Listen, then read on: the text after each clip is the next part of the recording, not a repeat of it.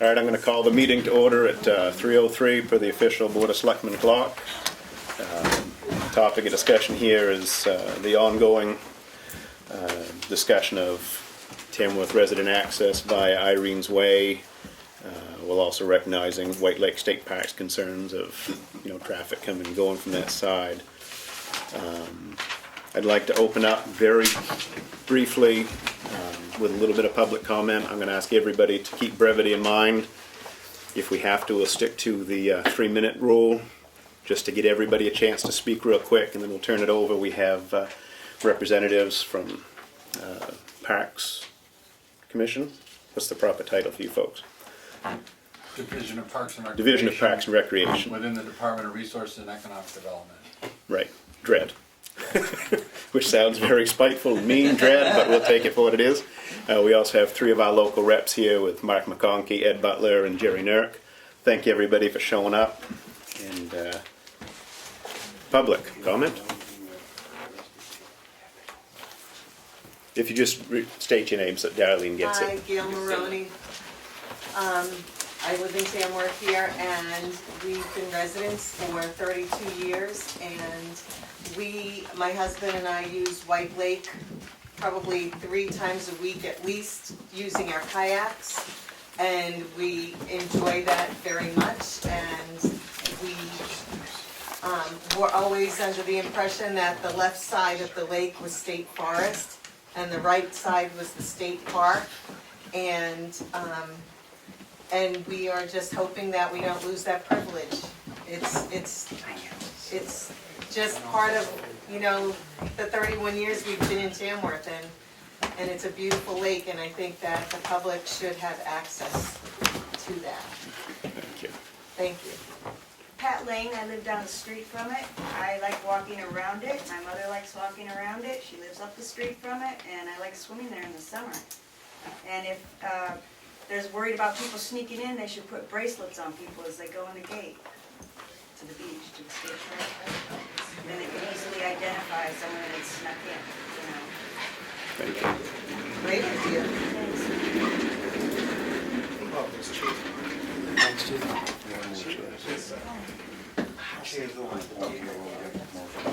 I'm sorry to interrupt, I just got some chairs.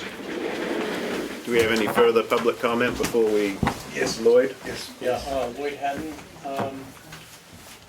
in the past, I'd say 15 years, until about 5 years ago, we used to go at lunchtime to the top of the lake and watch the ducks and the tadpoles, and it was good for an hour and a half, 2 hours, and that closed off would be, make me uncomfortable. Also, Tamworth had an event called Wet Paint, and that was a group of artists that went around in different parts of Tamworth and painted what they saw.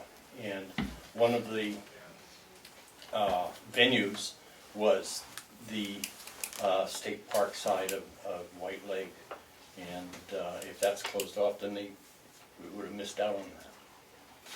Becky? My name is Becky Mason, and I know the lake has been accessible from that area since about 1943, because I've got the outboard motor that stuck on the wooden boat that used to troll White Lake. I worked there from 69 to 72, and that was always open to everyone coming in from Tamworth. Never had any problems. I understand times are changing, but gating something off is not the way to address the problems that are changing. There's as many problems inside as White Lake as there are accessing Irene's Way to get into White Lake. It's a beautiful area, and I guess I'm more concerned, there's a lot of elderly people, and I'll say my father's one, who like to go down and access the lake, and have them hike a canoe at 80 years old from the White Lake parking lot over to the Reeds to put in a boat for $5 it's not worth it, and it's unfair to them. They've been using that lake since, like I said, I know my father's been using that lake since 1943. So I'd like to see it keep open. We're a tourist area, I understand that, but there's also residents here that get much more use out of that lake than most of the tourists do. Thank you. Anybody else? My apologies for being late. I was just sitting at the lake absorbing it.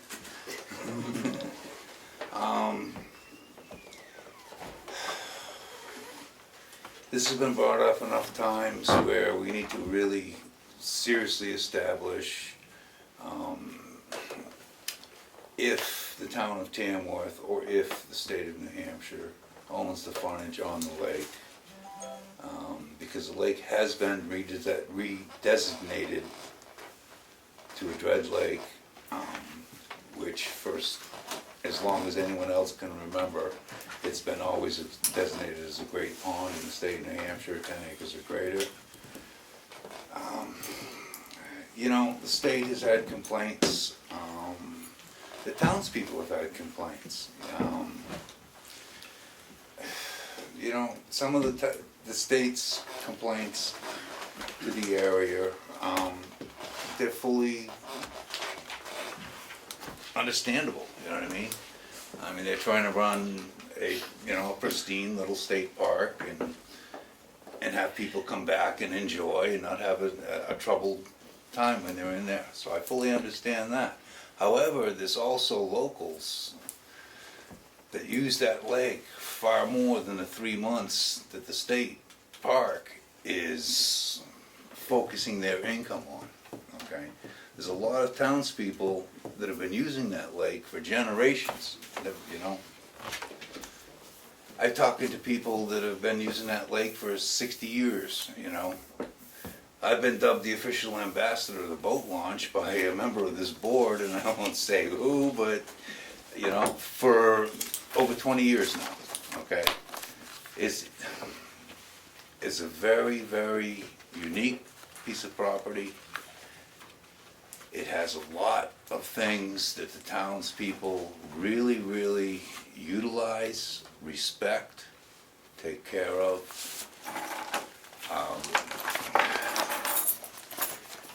You know,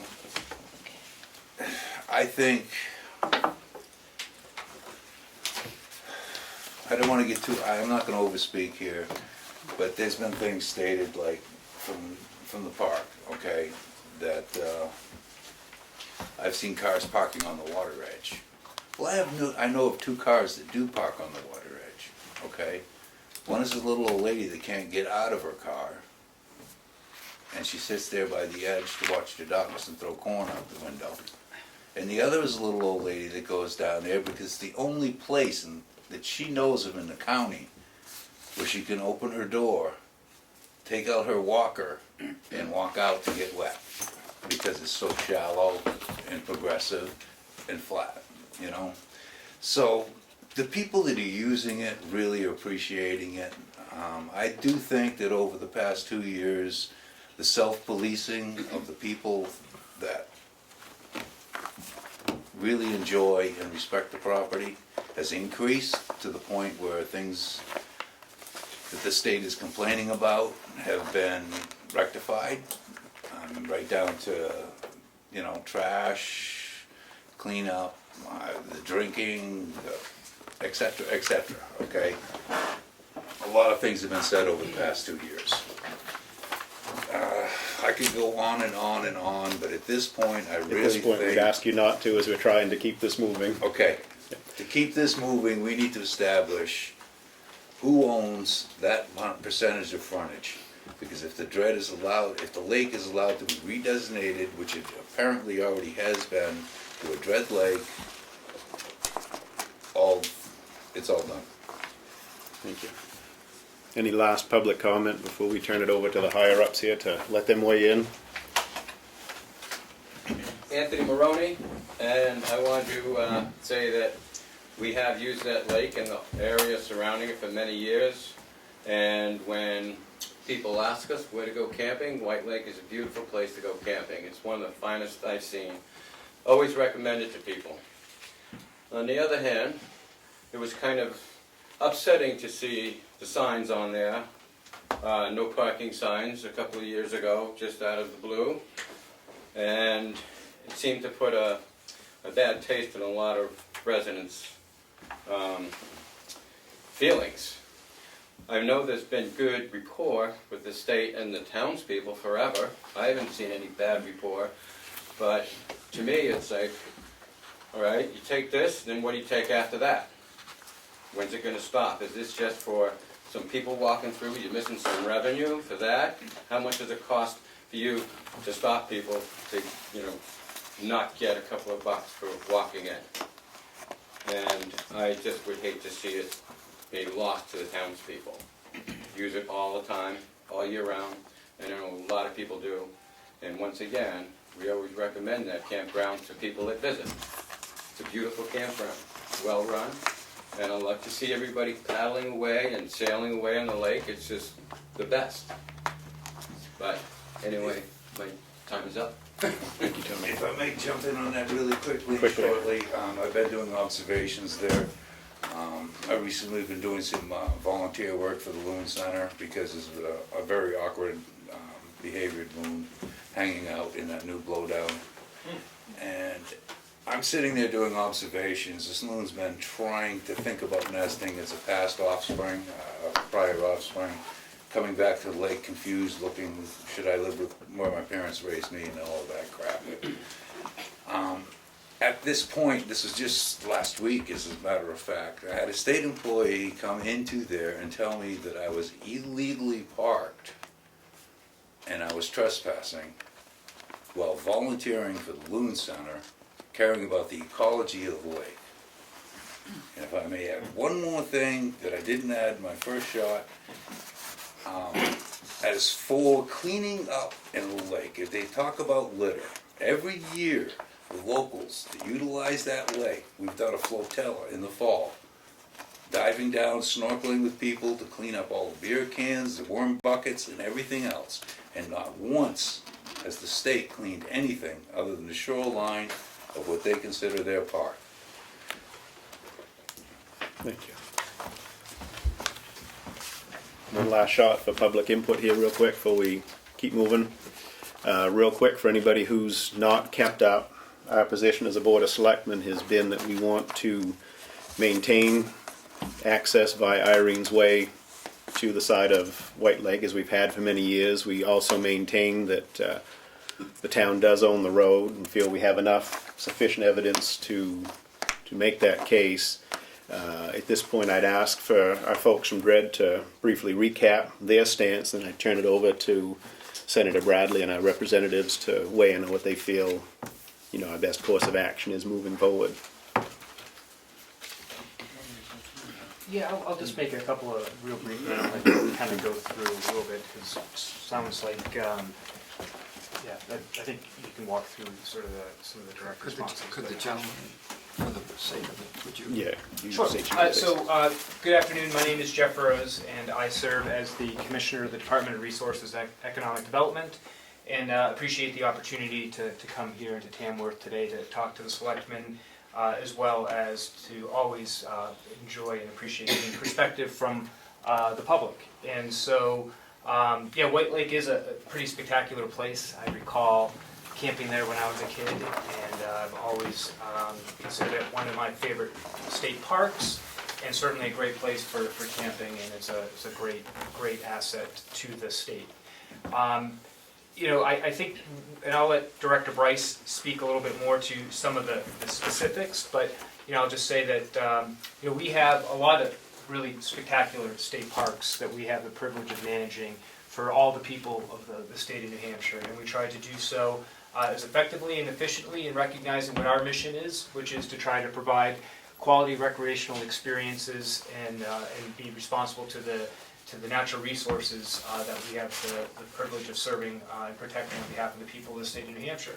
And we take that very seriously. We are one of only 2 states in the country that are completely operationally self-funded for our entire park system. So we have, out of those 93 properties, we charge at less than half of those, and out of those, only a percentage of them actually are revenue generating. So we're always very cognizant of sort of the New Hampshire fashion, which is we're always very frugal, but we have to make sure that we're financially responsible with the way that we manage our property. So we do that consistently with the statutes that we are aligned by, and I think we do so hopefully in a very user-friendly fashion, in recognizing that these are assets across the state, but we certainly are very respectful to the local communities, but that we also work with and oftentimes partner with on a lot of these components. So I'll let Director Bryce speak a little bit more to some of the specifics and recap perhaps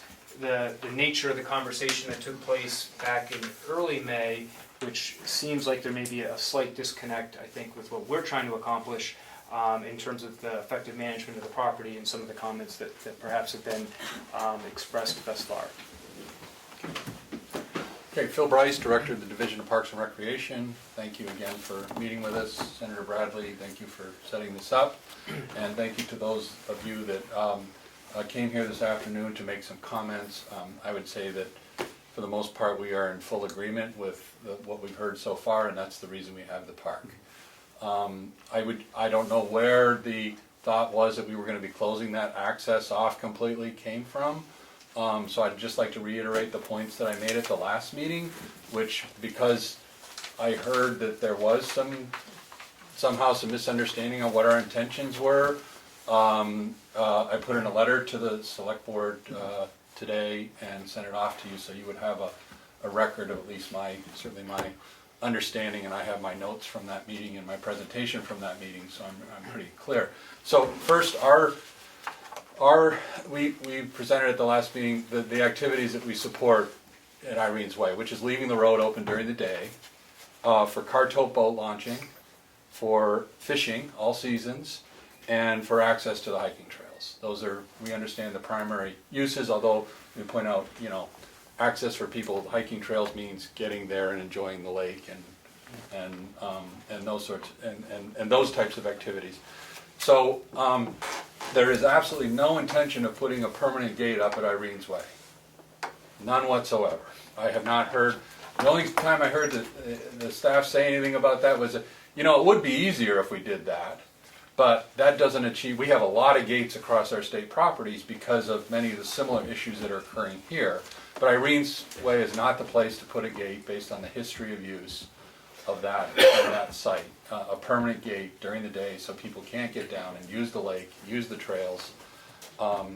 So the concerns we have, though, relative to the use of that is the activities, first the activities at night directly adjacent to the campground.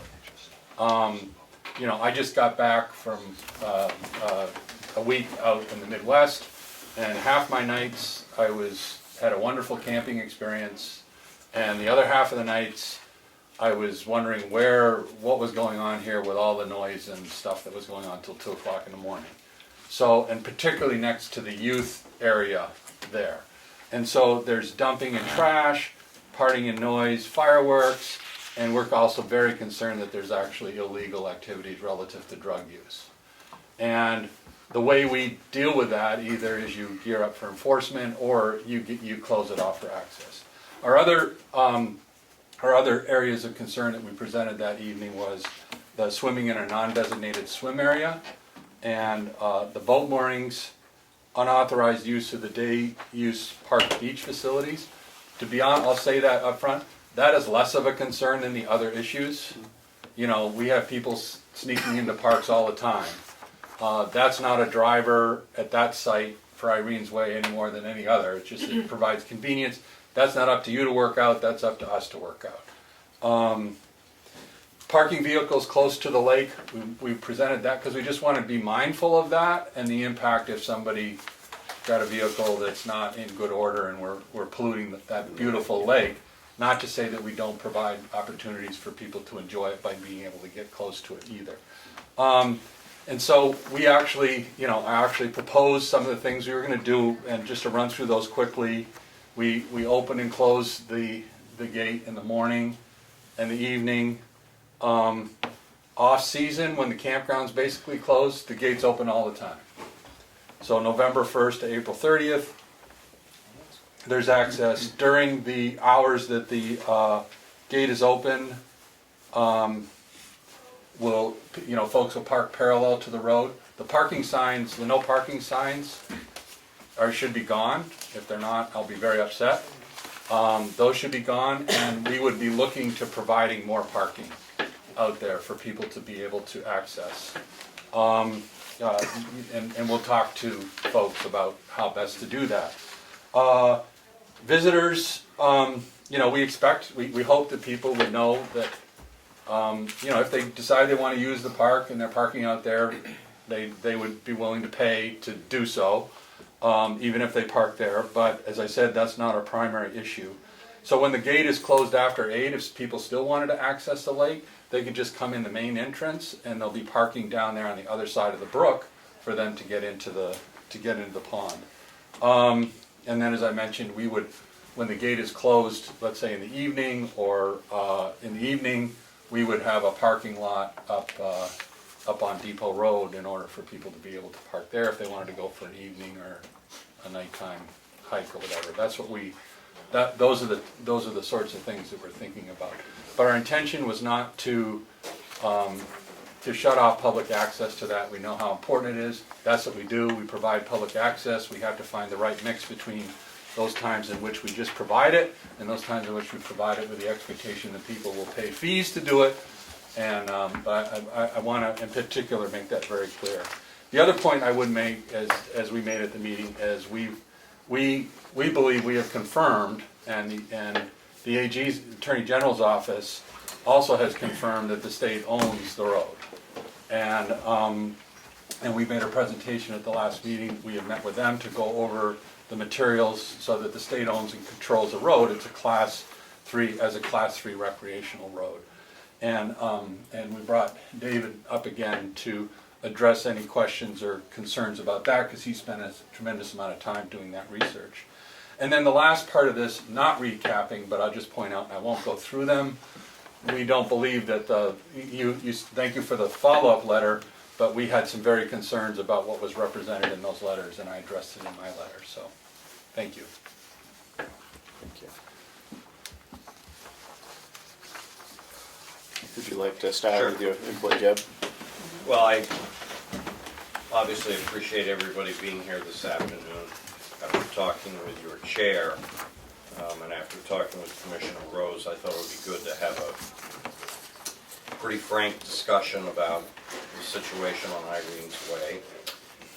The only thing I regret maybe is that we didn't have this discussion 2 or 3 weeks ago, so I could have done something in the budget to make sure that the interests of Tamworth were protected, because that's where I'm coming down on.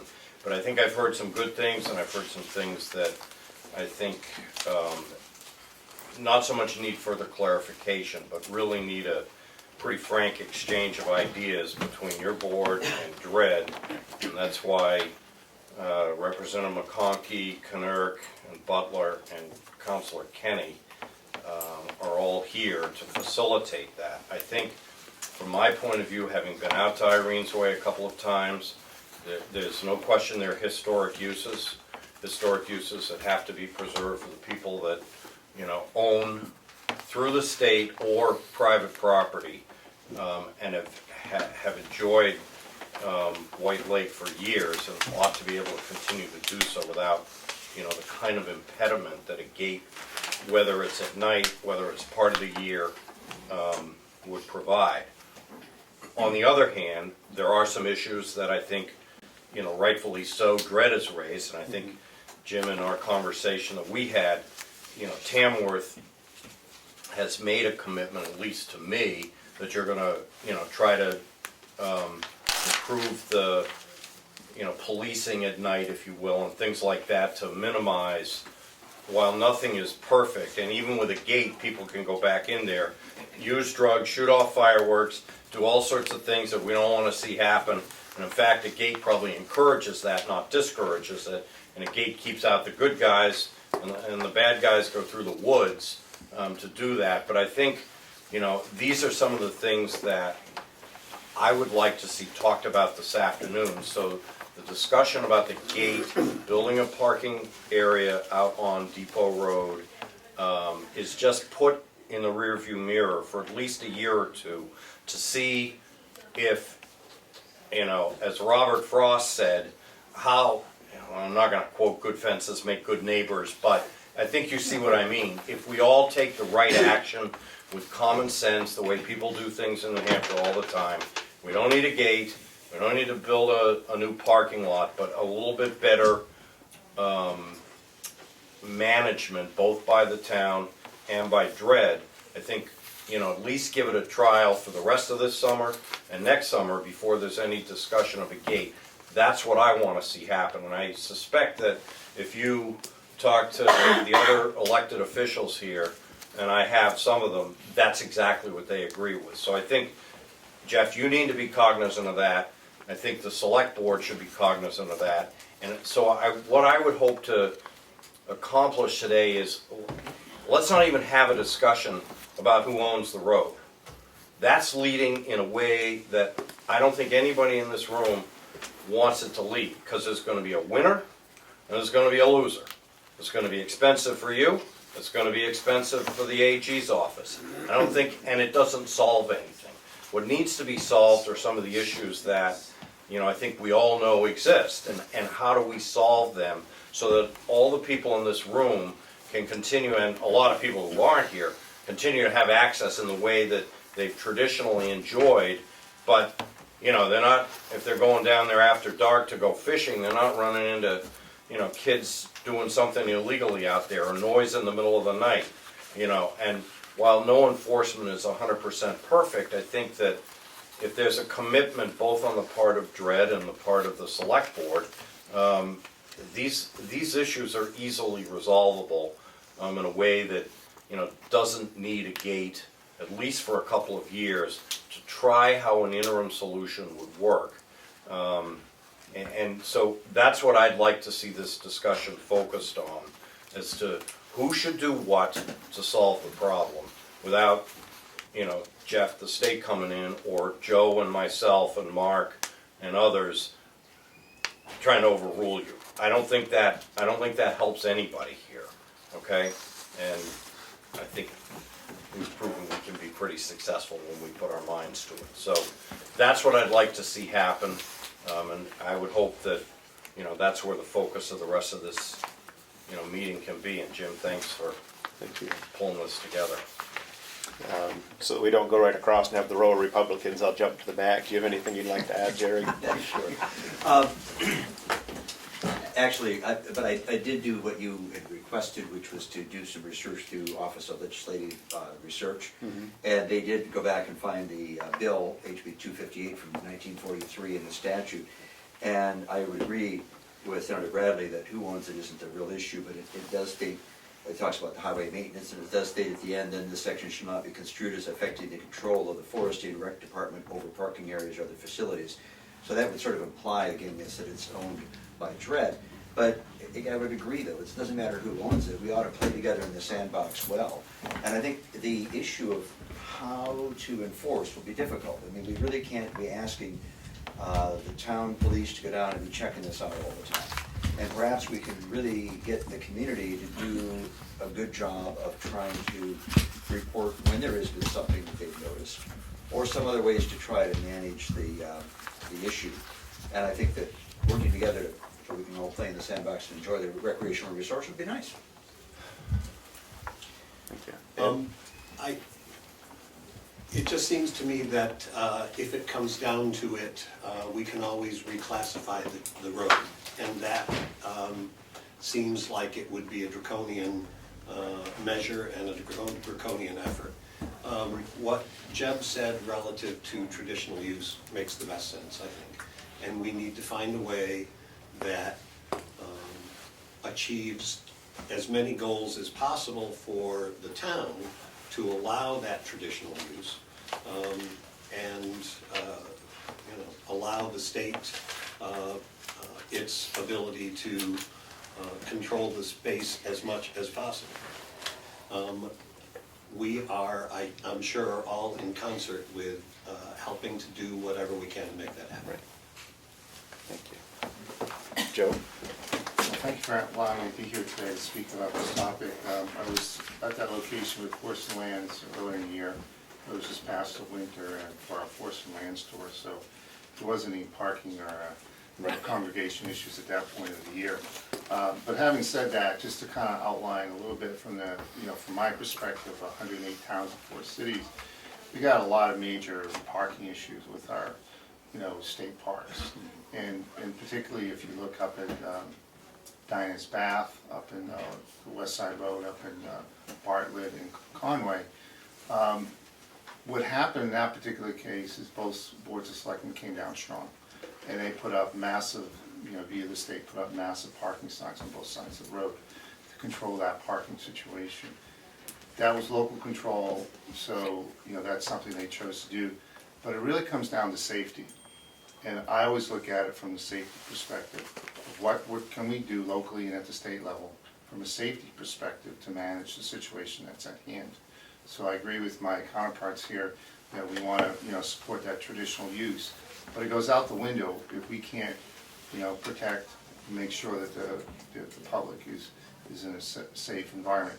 Now, having said that, a lot of times this is generational too. In my community, the watering hole down by Great East Lake, some kids would discover it for 2 or 3 years, and then other kids would forget about it for 10.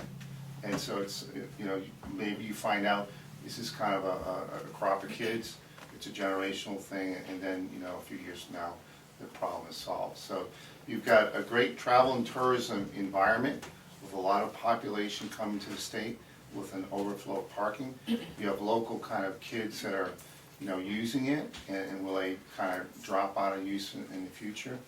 And then obviously there's the mechanics of managing it. So that's something where the local and state can kind of work together on to help you better manage it. Thank you. I'll just add a couple points if I could.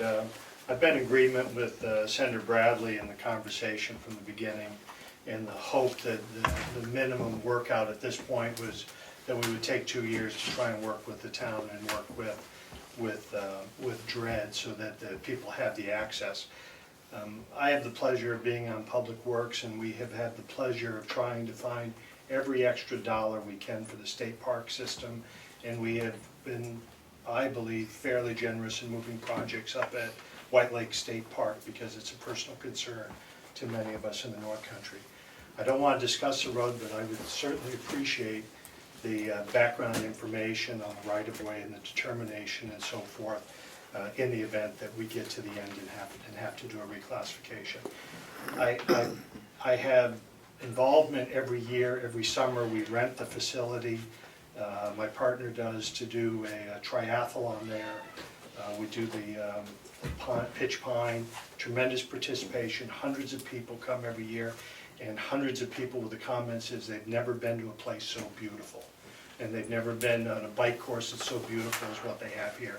So we're renting the facility, we're seeing the people coming in, and it's a treasure. And the time we're doing that, we're also seeing residents out there along the side, and we're able to maneuver through. So it's my hope that we can come to an agreement here and find the solution. But I think the moratorium of going through it slow, I think, would be favored.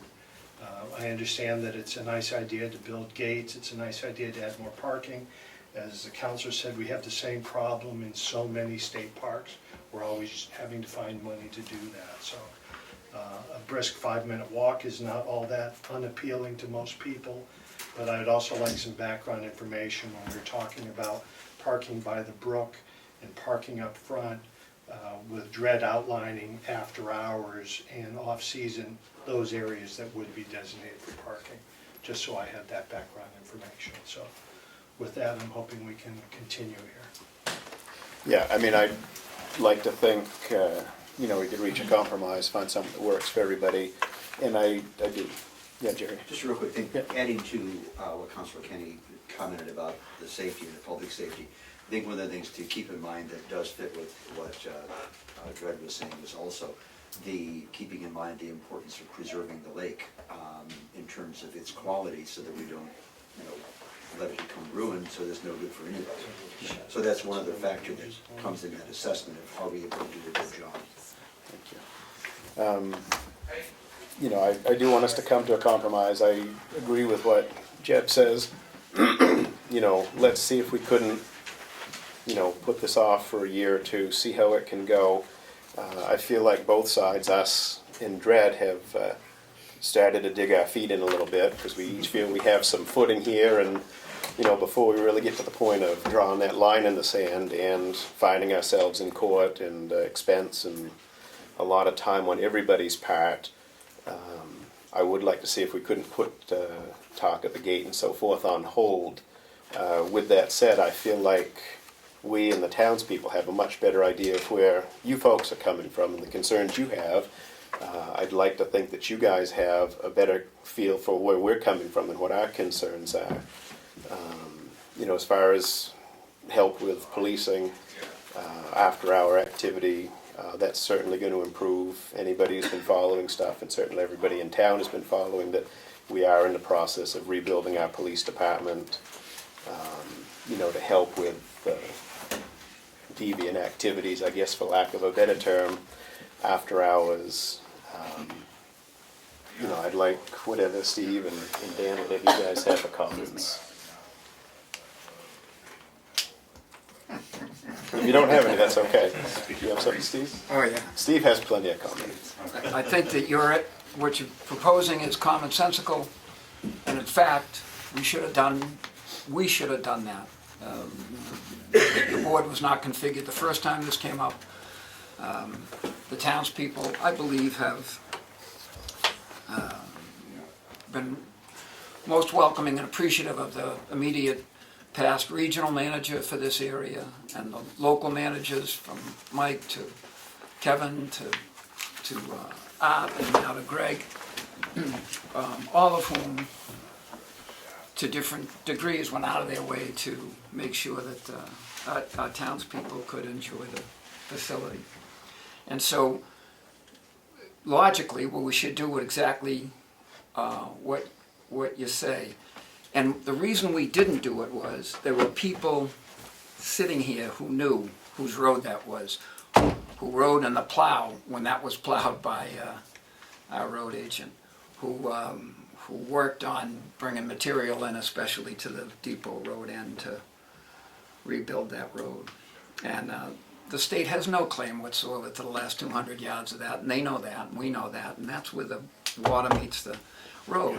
That was not part of Park Road. It was the town.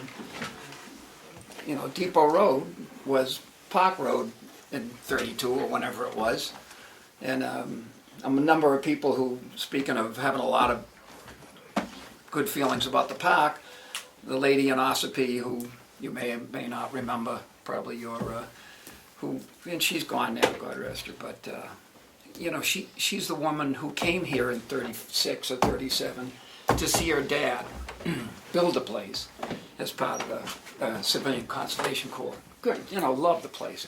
Moved to Ossipee so she could be close to where, you know, what her dad did. And I think the last time I saw her, she was 90 years old, and she's gone now. Just enormous tradition of the people enjoying a place. The gate used to, the tolls used to end at 4 o'clock, and we had a ton of people who worked tradesmen's hours who would get out of Chicago Lumber and other places, and they would come down to the park and drive in and sit down, not too close to the beach, or come in Irene's Way, which was then Fisherman's Alley, and they would literally sit there, sometimes on the bed of their truck, and look at the water and relax after work. And sometimes, you know, they had a paper bag with one beer in them, but it wouldn't sit in the park. It would go with them when they went, and it was one.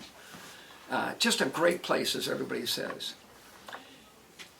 And I think what happened here is, and I know that who owns the road is probably going to be pretty nasty, but I believe we have a letter from Mr. Bryce that they didn't ask for reclassification, they looked for a correction. Well, I think that's inaccurate because it's a town road. It's been a town road. Depot Road went to the depot, and the way it went to the depot in the 30s was what's now Park Road, unusable, no bridge, and which was access to Andy's and the emergency. You know, it was functional at one time. It's pretty close now. And that went to across Chicago Road, Highway 16, and then a few hundred yards south, you turn off that road and go down to the junction of 41, which is pretty close to the depot, because that's where it was going. If you wanted to get from the village to the depot, you took Depot Road and what's now Park Road, Irene's Way, Park Road, out to Chicago Road, south take a left and you come to, well, you can throw a rock to the depot. I believe what happened here is, and you know, I believe that you're acting in good faith, and every single thing you said we're in favor of, and we should have come when Kevin and Art came before this board. The first time I wasn't here, the second time I was, we should have come to some agreement where we could have worked it out and solved a lot of these problems, but there's been a ongoing concern in the town, especially some people with good memories about maintenance of the road, that the state was looking to take control of that area from the town, and people were afraid that would happen. I was here on the second visit when they tried to work something out, and I would, my apologies for not working harder to make some agreement with Art and Kevin. I think Kevin was, maybe it was just Art, some of you guys, I don't know. And we should have done that. I think all of what you said is a good idea, but I'm also concerned that who owns that road also controls, if the next fellow in your position, he can get up, if you own the road, he can get up in the morning and have coffee and decide, nope, no more access. No, we're going to close off that boat launch, which in fact, and we're going to close off access to that for any variety of reasons.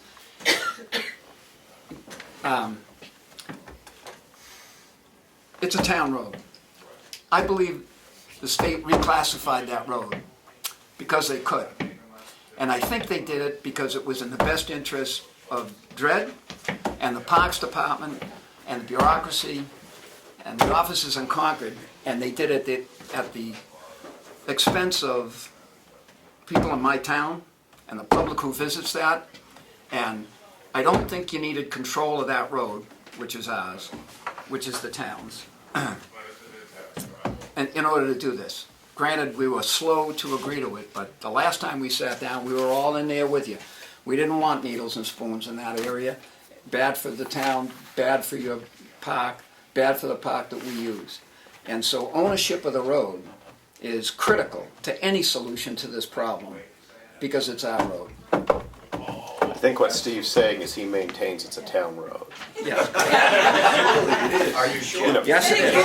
Again, The burden I of proof 2 years ago was put on the state to present the burden of proof that it was not a town road. Now, without any burden of proof explained and they or feel that they knowledge, have provided burden of they proof, which is where we get back to reclassified this the road line in the and sand. reclassified the lake. That's why we get back to this line in the sand. They're pretty sure they own it. There's We're pretty sure we another own thing it. that DRED and the state park is Kevin. not considering, they're limiting any Kevin. access. We're not taking public comment at the moment, okay? Jim, We've had several. Jeff? can I make a couple of suggestions? Jeff, question first of all. Do you have somebody on site at the park when the park is open 24/7? 24/7? No. We have a night watchman that goes into the evening. And how long does that person stay there? Midnight, frequently. Yeah, like I was gonna say like 10, 11 o'clock, but maybe even a little later. All right, but you do have somebody who is the head of the state park. And the right? reason for that's in the park, the reason that is to patrol the campground. Right. To preserve, so if they have loud campers, to say, please, it's 10 o'clock, can you be quiet for your neighbors? All right, so let me make a couple of suggestions to both sides here. You're getting a new police chief. You've got, maybe not 24/7 on site, but you've got somebody who's a director of the park. So I'd suggest, that through the select board and through Phil, that your new chief and your administrator of the park work out a protocol on some of the issues that have been identified today.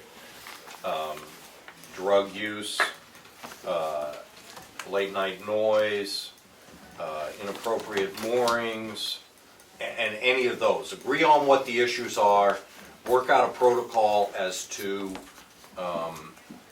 how you're both gonna have the sort of a shared responsibility in enforcing what I think we all agree on for appropriate behavior. So that's my first suggestion. I hope that makes sense.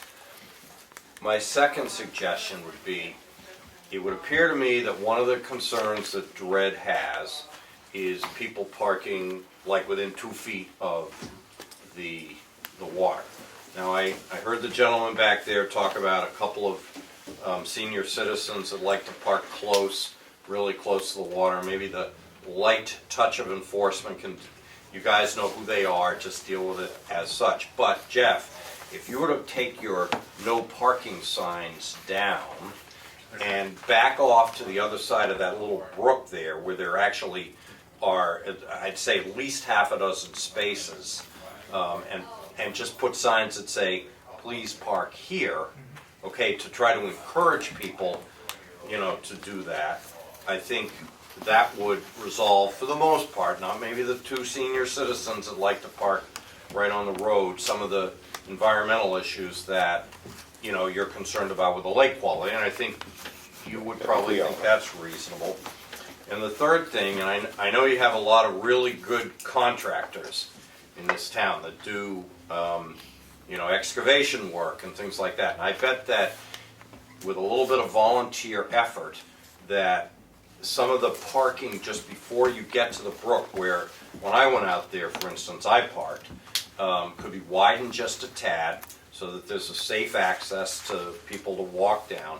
But you could have, you know, half a dozen to a dozen spots on either side of the road with a little bit of volunteer effort at no cost to the state. And I bet that, you know, I know some of these people, I know you guys know some of these people, Jeff and Phil, you probably even know some of these people. And I bet that would be a great community project for not a lot of dollars, could happen to enhance the experience of people to park there, and with the appropriate signage, people would park there. And then you've got the, going back to the first point, I mean, the protocol about, you know, how when you get obstreperous, you know, noisemakers, drug users, things like that, firecrackers, moorings, noise, there's the shared responsibility of dealing with it. And I'd like to see that kind of an arrangement come out so that, you know, Joe and I and, you know, Ed and Mark and Representative Knurk, Jerry, can back off and just, you know, watch the situation unfold. To me, that seems like it would solve the problems, Jeff, you've identified and appropriate responses. I mean, so I put that out there as, you know, I'm No, trying I to sort of agree with the mediate point you're here, but I making, think Jeb. it's I'd a like good way to to proceed. see us get to where we have more frequent contact between the town, between the park, not when you guys feel there's an issue, you come before us, or we feel there's an issue and have you, you know, maybe we set up that, you know, we get you folks in here once a month, you know, to see how it's working. Because I would really like us to see if we couldn't keep things status quo with trying to find some middle ground here before we get to the point of, you know, legal and trying to establish ownership of the road, because we're pretty certain we own it, you're pretty certain you own it. I mean, we got natives like myself that are far older that used that road before it was Irene's Way, and the natives who all call Depot Road White Lake Road, you know, and I'm guilty of that myself because I grew up with the old natives, so I call it White Lake Road too. But let's see if we can't pump the brakes here, try a little different approach, again, with us being more cognizant of your concerns and vice versa. And if it doesn't work, then we can keep digging our heels in. You're ready to dig your heels in now, though. No, you know, I really should be cooperating. Jerry? I think one of the best solutions really is what Jeb mentioned about the night watchman.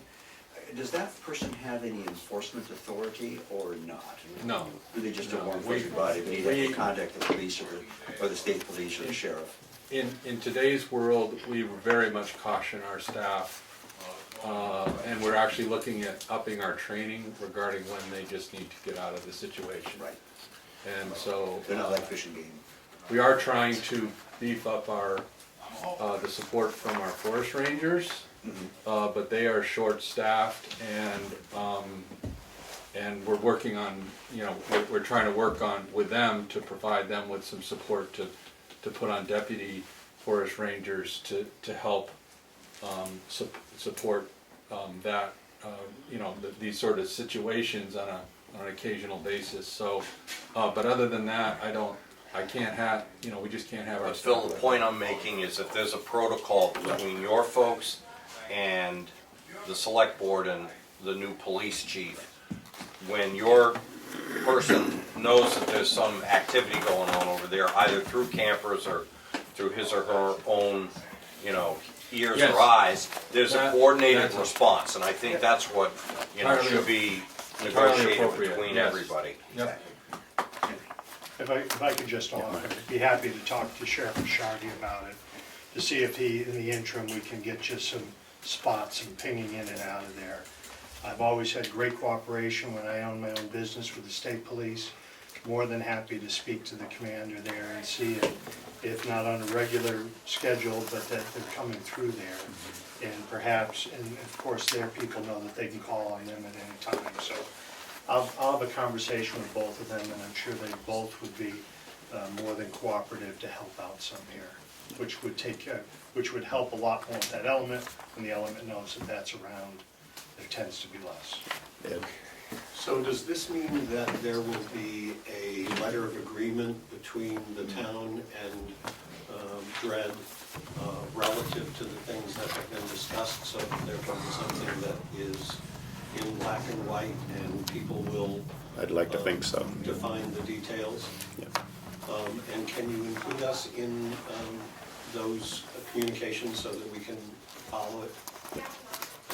And if you miss anything, these guys get us all on video. Jerry? And I think, again, that having the night person having almost like direct access to the local police or maybe state and sheriff as well would be helpful. But I think the other thing might be even have a little sign which might help to discourage some of the behavior, a little sign with a number to call if you have a tip. If you see somebody doing something wrong. One of those see it, say it signs. Huh? One of those see it, say it signs. Yes, see it, say it signs, and giving that number, then the local people would know who they call, and the sign itself may be a good deterrent, because they know they're being watched. The miscreants will know they're being watched. I mean, as much as the ownership of the road is the major underlying issue here, we're not gonna, I'll get you in a second, Kevin. As much as that is the major underlying factor here, we're definitely not gonna clear that up today. But what I would like to leave here today with is some agreement between the town, between the state park, that we can all live with, that hopefully we act on the advice of Senator Bradley and just try to keep things going. Let's be in more frequent contact and hold off on a gate. Obviously, the ownership of the road dictates greatly, who would put up a gate, who'd maintain a gate, and so forth. Because right now, we, especially Steve, really firmly believe it's a town road. So we're going to be balky at you trying to put a gate up. Whereas if the shoe were on the other foot, I'd assume you folks would feel the same way. Kevin? I got a comment. Let Dan go first. Limiting any and all access to the lake. Anyone in the state of New Hampshire that buys a fishing license pays for the trout to be stocked in this lake. Now, if the state park under Dred is gonna, This is a comment. now if the state park is gonna reclassify this lake as a Dred lake, as this man stated, the state park is a self-supporting. They will have to increase to their budget stocking trout in this lake, because you cannot restrict the access to fish paid for by your fishing license under public right-of-way fishing rule games. This is something that no one has even considered. Thank you. We're trying to work out just something for now, but we appreciate that, Kevin. Dan would like to chime in. Yeah, I'd like to give you a little bit of history of what actually goes on down there. If you don't know, I was a police chief for 16 years. In the 16 years that I was police chief, I always wanted the gate put up. I'm not saying that the gate should be there. I'm not saying that the gate should be closed during the daytime. But I'm talking about after the hours of darkness, as police chief, I always wanted the gate there. The criminal activity that went on down there, your heads would spin. I can tell you that there's numerous drug activities, there's thefts, and the majority of the thefts that are taking place inside the park are not going on at midnight when the security guards are out, or when the sheriff's department's out, or when Tamworth Police Department's out. It's going on at 2 o'clock, 3 o'clock in the morning. They're parking down there. They're walking into the park and they're picking up easy access stuff that's left unsecured at the campsite. We know that to be a fact because we would find the remnants of what they didn't want thrown right there in the water at the boat launch.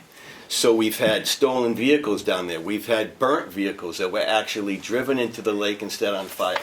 We actually had a rave party. Does everybody know what a rave party is? Where 300 kids showed up, and it was a big drug activity with music going on. Not one of those kids was from Tamworth, or Ospey, or Carroll County. They all found that place. The vehicles that we found stolen were from Massachusetts. They weren't stolen from Tamworth. So it's not, and I would have hoped that it would move on. You know what I'm saying? That the generation, it's been going on for the 16 years that I was the chief. So there is a massive amount of criminal activity that goes on down there after the hours of darkness. We had the same problem at the fire tower, where there was massive criminal activity and party going on at the fire tower. That subsided because there was a gate that was put up. When we would patrol, if you saw numerous cars parked there, it gave you the inclination to get out of your vehicle and to hike up there and see what was going on, especially at the hours of darkness. Now, that's not saying that I am for a gate, but I just want to say I sympathize with the park. I know exactly what the issue is down there and what's happening. But I agree with Senator Bradley that I think that we should put it on hold for a year. Let's look at it. I don't think the problem's going to go away. And I personally believe that that road belongs to Tamworth. But I also am sympathetic to what goes on down there and how it affects the park and your people that are staying there. So I'm concerned about safety, because that's, I hear this all over the district, but for instance, I-89 Concord Coach, they have a camera set up for their park and ride right into London, and it streams right into the town police station. So if it really gets to that level of activity that you described, Chief, former Chief, you might consider a camera set up in strategic locations and around that park area. Because we're not worried about people who are doing recreational activity, being good families, good citizens about going down there. We're worried about the riffraff. Right. And the only way you can get to the riffraff is camera. You got state police down the road, you got the local chief coming in and others, the sheriff, and they can respond to it. I feel what the dread is saying with their individual who's going to be out there, a night watchman or whatever, they're not going to be equipped to take that on. Right. And they're going to get fearful and say, what am I doing here? My life's on the line right now. So ultimately, those are the types of instruments from a safety standpoint I think you're going to have to look at in the future. And there's going to be a cost associated with it. And that's giving up a little bit of our freedom, but it's also protecting the public, which is really the bottom line, so they can enjoy the lake. No, a gate, again, it may be an option down the road. I'd like to see if we couldn't do it without, but again, before we get to that point, we get to decide who owns the road. But Sure, but cameras. Cameras. Cameras looking down at strategic locations that say, you can't do it here, you got eyes on target, you need to go somewhere else. I like the camera suggestion, that's a good one, thank you. You guys have any? Well, so this is, again, we're privileged to have so many wonderful places that we actively manage. And these are issues that are not unique to just one location. And generally speaking, we try to cooperatively work to try to find a solution that works. And you'll note, and I wasn't at that meeting back in early May, but we didn't implement, we wanted to have a conversation about options to try to address the issues associated with the park. And there are issues, and we addressed, I think, had conversations about some of them, and some of them we haven't, but they're not pertaining to the ownership of the road. I think Senator Bradley is right that this isn't the time for that conversation. But ultimately, we have to try to figure out how we can address the issue to maintain, as the councilor referenced, safety to the patrons of the park and respect the property of the park and ensure that it's the type of experience that we want to be indicative of the people who come to recreate here. And that's what our mission is within our agency. So I think it's a good dialogue. We are always willing and ready to have a good dialogue about, what we can try to cooperatively do, because we are, limited in our capabilities as much as you are within yours, but we do take the responsibilities of managing the property effectively and efficiently for the people of the state of New Hampshire and our visitors very seriously. So, I appreciate the opportunity to come here to get some perspective, and hopefully we can continue the dialogue and try to find solutions, recognizing that, it's not one outcome that we do have an outcome that we're trying to achieve, but it's not one method to get method to try to get there, one strategy to try to get there. But the first strategy is it's got to be an improved dialogue and communications and willingness of both entities to try to get to achieving that safety and responsibility of management of the property. Can you see Dred being willing to, sign a letter that will look to keep our communication lines open and improve dialogue before we continue down the path of fighting over ownership of the road and or putting up gates? Yeah, I mean, I think those aren't, I don't think those are mutually exclusive. I mean, I think the idea of having a safe environment is not, it doesn't matter who owns the road. Right, I think we're all in agreement on that. That's not necessarily the underlying issue for safety and improvements there. We try to do that, and we can do that. We can have, I don't know what the right number is, once a year, twice a year, beginning of the season, end of the season, whatever it might be. We do that in other communities as well, recognizing that there's a joint interest in making sure that people who come to this region have a good quality experience. I do think, again, though, it's a great state park. We're very privileged to have it here, and I think we want to make sure that we maintain that environment that we find conducive of continuing to have it be one of our more successful state parks. Anything you'd like to add in that? Yeah, I'll work with my staff to draft a letter, run by the commissioner. And secondly, I would like, we have a new park manager there, because of course Art was crazy enough Art was crazy enough to take on the regional.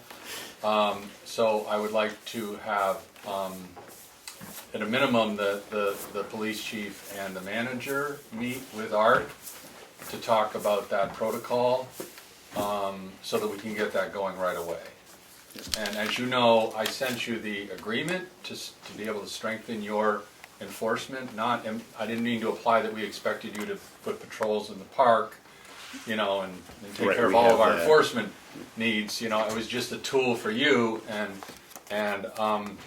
you can decide whether or not you want to do that or not. I just got the town of Rise in. They think it works great. So if the chief wants some names of some other towns to talk to about that agreement and what it means and how they implement it, I can certainly put them in contact with that. But those would be the two things right now. And in terms of the use of the end result of all this, I think we're a lot closer than we initially thought we were, because we got tied into this ownership issue. But in terms of our desires for the use of that park, I think we're very, very close. Do either of you have anything else? All right, so you'll work on a letter, we'll work on stuff on our end. Is that a great pond? Yes, it is. And even with your correction over the road, you make no claim to where the last 200 yards of Irene's Way meets the water? I would have to address that to Dave. I'm not sure what question you're asking. The distance between where the road turns and the water? Where the road turns, Park Road. He's talking the last segment up to where the last 200 goes for yards. launch. You make no claim. I'm assuming you make. What do you mean make no claim? Our deed goes around the entire. Okay, that's what needs to be settled. Absolutely. Anything goes any further, who owns 100% of the frontage, or who owns 90% of it? Because a lake cannot be classified We're going as to a take two dred quick lake comments, unless one it's from Gail, one 100%. from Becky, then we're going to let it go. You guys can get final say here. One question? Yes. The term Dred Lake has been thrown around. I've never heard it before today. I don't know if Phil or the commissioner. I think it's a scary lake. It is a lake with 100% resides within the state park boundaries. First of all, I want to thank everybody for being here and listening and trying to work this out. And I understand we're trying to keep it about the safety of the park and the people and everything like that. What I really feel deep down is we really do, I think that the residents really want to know that we have ownership of that, mostly so that we can have access to it. And So I feel that if we came to an agreement that Tamworth owns the road and we can put up a gate and close it at 9 o'clock and police it, I think we as residents would feel safer knowing that you're never going to take it away from us. That's the piece that bothers us, that you're going to eventually keep that gate closed and keep access away from the residents and the public from any state.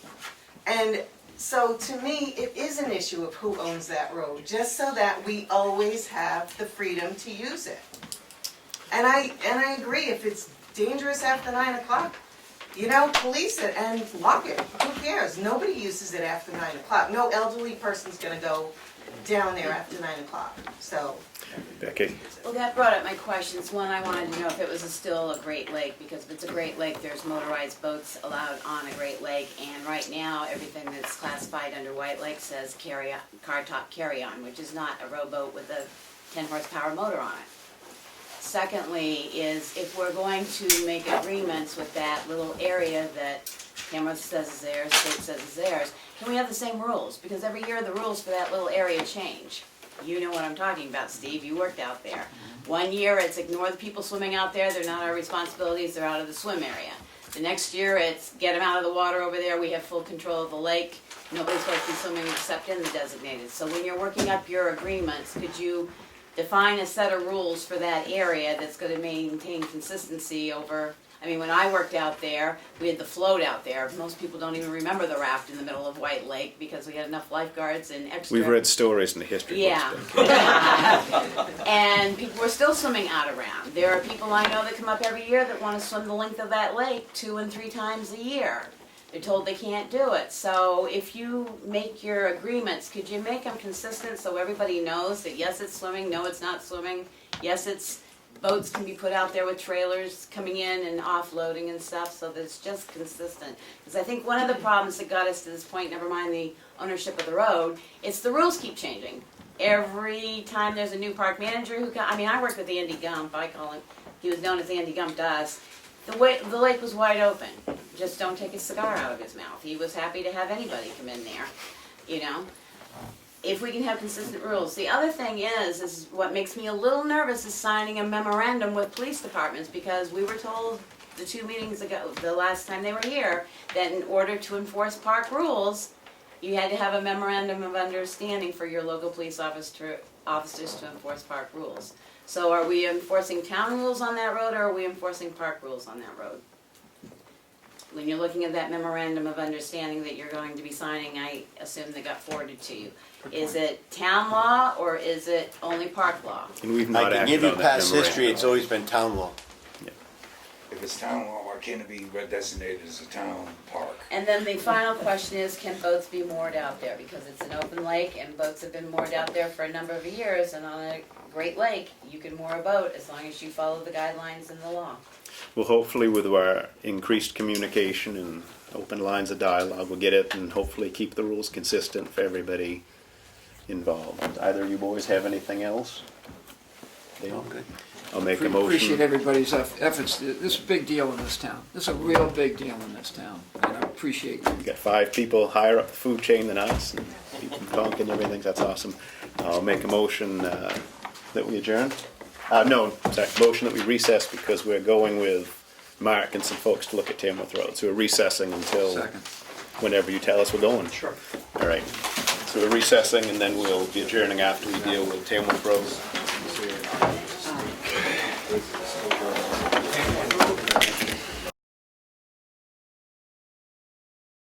In recess to resume for part 2 of our meeting in reference to Tamworth Road.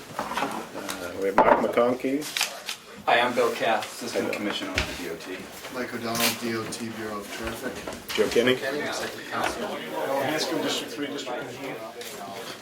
So Mark's gone to bat for us, so to speak, here, and addressing our concerns about speed and safety primarily on Tamworth Road.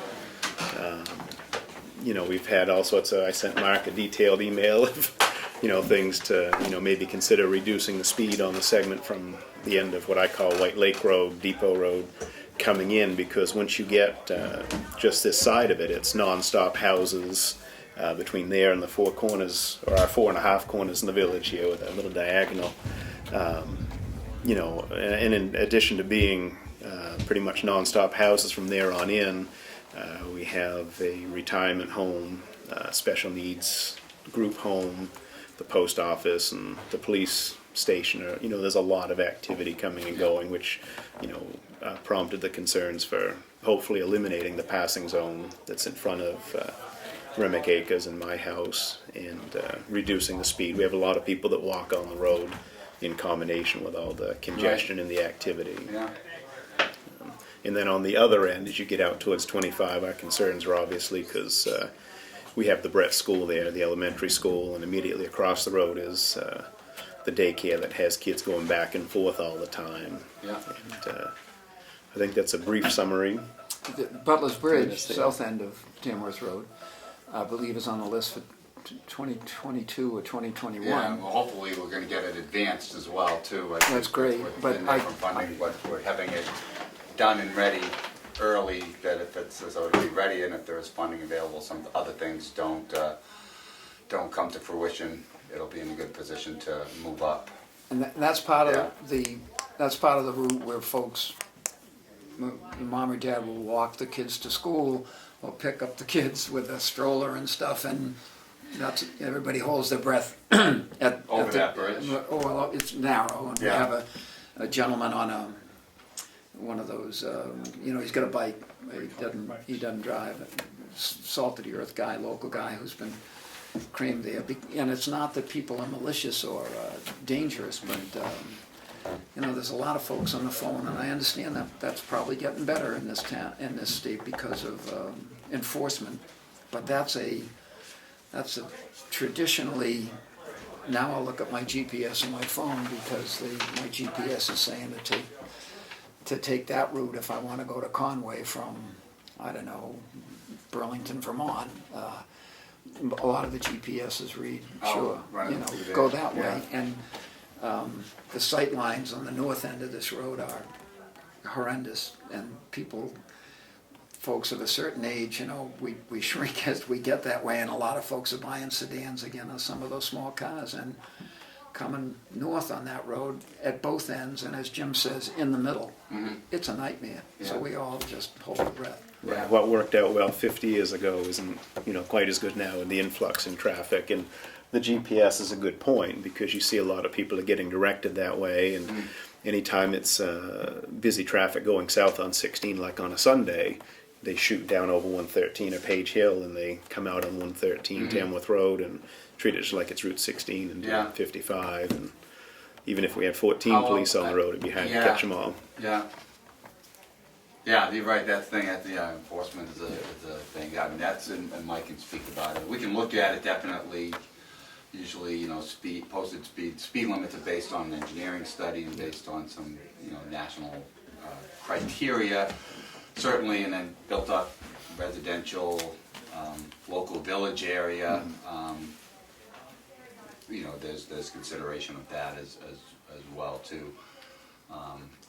We've got I should have noticed as we drove in, we can look and then go out there what the speed limit is and where it, it's 30 coming north. It's 35 once you get out there, but it's 30, just a little tick before you get into the village here. Into the intersection. 30 mile I'd like to see that 30 extend right out, because once you get the other side of Depot Road, the road's wider, there's good sight lines, there's good shoulders, and it looks like a 45-mile-an-hour road. I'd hate to see it ever posted at 45, but I don't personally see an issue with it staying 35. But then we, you know, one thing that I'd propose is that we drop it down to 30 as we get closer to the school zone. You know, so we could drop it going south. Going south, yeah. Going south, yeah. Because then we could drop our school zone speed limit a little bit more. There was a petition from folks in town to make this a four-way stop sign, and they asked that selectmen to weigh in on that, and the selectmen decided to not do that. Okay, I was wondering, I hadn't heard that. Well, this is, the selectmen, the selectmen have voted 3-0 to petition the state to make this a four-way stop. And the only reason you haven't gotten the letter is because we figured, thanks to Mark and you folks who are helping out, that you might have a better solution. There was once a proposal by the state to bring down the elevation of the road. Oh, okay. And maybe put a crosswalk in or something. And so maybe if you come up with something that's far better than a four-way stop. The state did, DOT did, they posted the directional signs. Traffic does not stop from the right if you're coming this way, and that it's had a good effect, except sometimes, Except sometimes, yeah. Right, Yeah. the reason we as a board didn't support the request, I think it was last summer or the summer before, to put up an extra stop sign, is the request at that point in time was to be on the other side of, as you come in, we call it the Four Corners, but it really isn't, because you come out of the village, you've got that 45-degree yield lane. The request at that point was to put a stop sign on the other side of that. Okay. Which, South speaking side. for myself, on the south side, sorry, yeah, the other side, the south side. Speaking for myself, I saw that as probably presenting more catastrophe, because you've got to stop, then you go, and then you're stopping. Okay. But I think Yeah, what the I see what three you're of us saying. right now are asking is, to put a stop sign to make it a true four-way intersection. So that would, so the only leg or direction that would change would be the northbound. Well, We can look at you'll it. see when you go up But there. it's stop on the other three, I know what you're coming Right, we've from. got Yeah. we got Shakora Wonderlands at the village here, we got the monuments, we Yeah. got stop, stop, stop, and then we have the free-for-all and what I call the 4.5 corners. 'Cause Four and a it makes half the other. corners. But if we had a stop sign up, there to make it four all, like a true four-way stop, maybe at some point we do away with that, a little yield lane. Uh-huh. Which is something I pushed for when we redid the monument, but nobody liked that idea. Oh, yeah. I just wanted parking area for the Veterans Memorial. Oh. The problem is, if you're coming from Route 16 on 113, you have a stop sign. You have the option of turning left, turning right, going straight. Most of them are going to be turning left because they're going to 25. They're using it as a cut-through. Sure. Rather than go 16 to 25, they're using it as a shortcut. Yeah. When you come to that stop sign, if you're turning left, you have zero visibility because there's a huge hill and it comes down. So by the time you see the person coming up over the crest of the hill, if you're out there, you're going to get creamed. Thank God the majority of them are staying right on 113 and turning. Oh, yeah. But it's the few and far that keep going straight, and they don't have a stop sign. They keep going straight because they got the right of way because they're heading towards one in Lancet. So when you come out, you don't see them, Okay. and they're coming straight, and it's an accident, it's a major accident waiting to happen. So that's where the Might be a issue. good rationale for making it a four-way Correct. stop and making it, and showing that leg does stop. So, If I could just jump in here with you. The conversation started, I think, last November or so. Yeah, it when was you late in the contacted, fall. and Alan, district engineer, had come over, and we had done a site visit, and the snow prevented a lot of people from attending, but we had an opportunity to drive this. But there was also a couple other things that were discussed then that I want to bring back into the conversation. And just past here, heading up Cleveland Hill Road, there's a 1-mile section of road that's maintained between the town and owned by the state. And there was a conversation, what could be done to have the state, make repair or to turn that section over. So Alan has done some legwork on that, and the Assistant Commissioner Cass had made comment to me that if the town was going to move in that direction, then you would need to bring that up at annual meeting once everything was worked out, that you would want to do that. So that possibility is out there, and while we have everybody here, I'd like to have that discussion. And the other thing was, there's two more points. One is that it's so busy here, and the business in the village is getting stronger and stronger, the distillery and everything else, that you have much more walking traffic, as you mentioned earlier, out to the post office and so forth.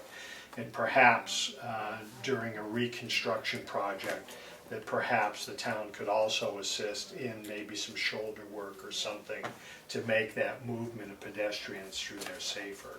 So I'm on the impression that we have at least a resurfacing that's going to happen coming in from 25 over the hill. Right.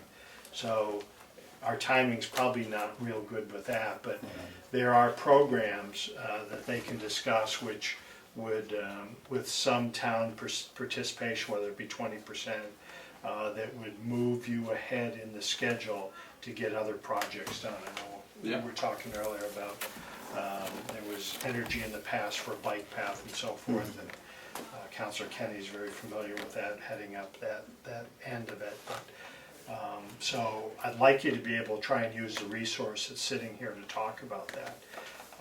Right after you had made mention to me the problem in Tamworth Village, within a week, Freedom had told me the same issues, and within another couple days, Eaton had come up with the same concerns, which is all somewhat similar in that all of your towns have a very sharp turn entering into your villages, and then people, as people will do, will step on the gas, once they get through there. So, and Joe will tell you, I'm sure he hears this continually through his little villages around. But so I want the town to be thinking that there are projects that can be worked in, but if it's a real concern for the town, which it is, it's my district, that we have to also be planning forward and how we can put some money aside so that we can move up the chain for improvements and projects going forward. So, And a couple of funding sources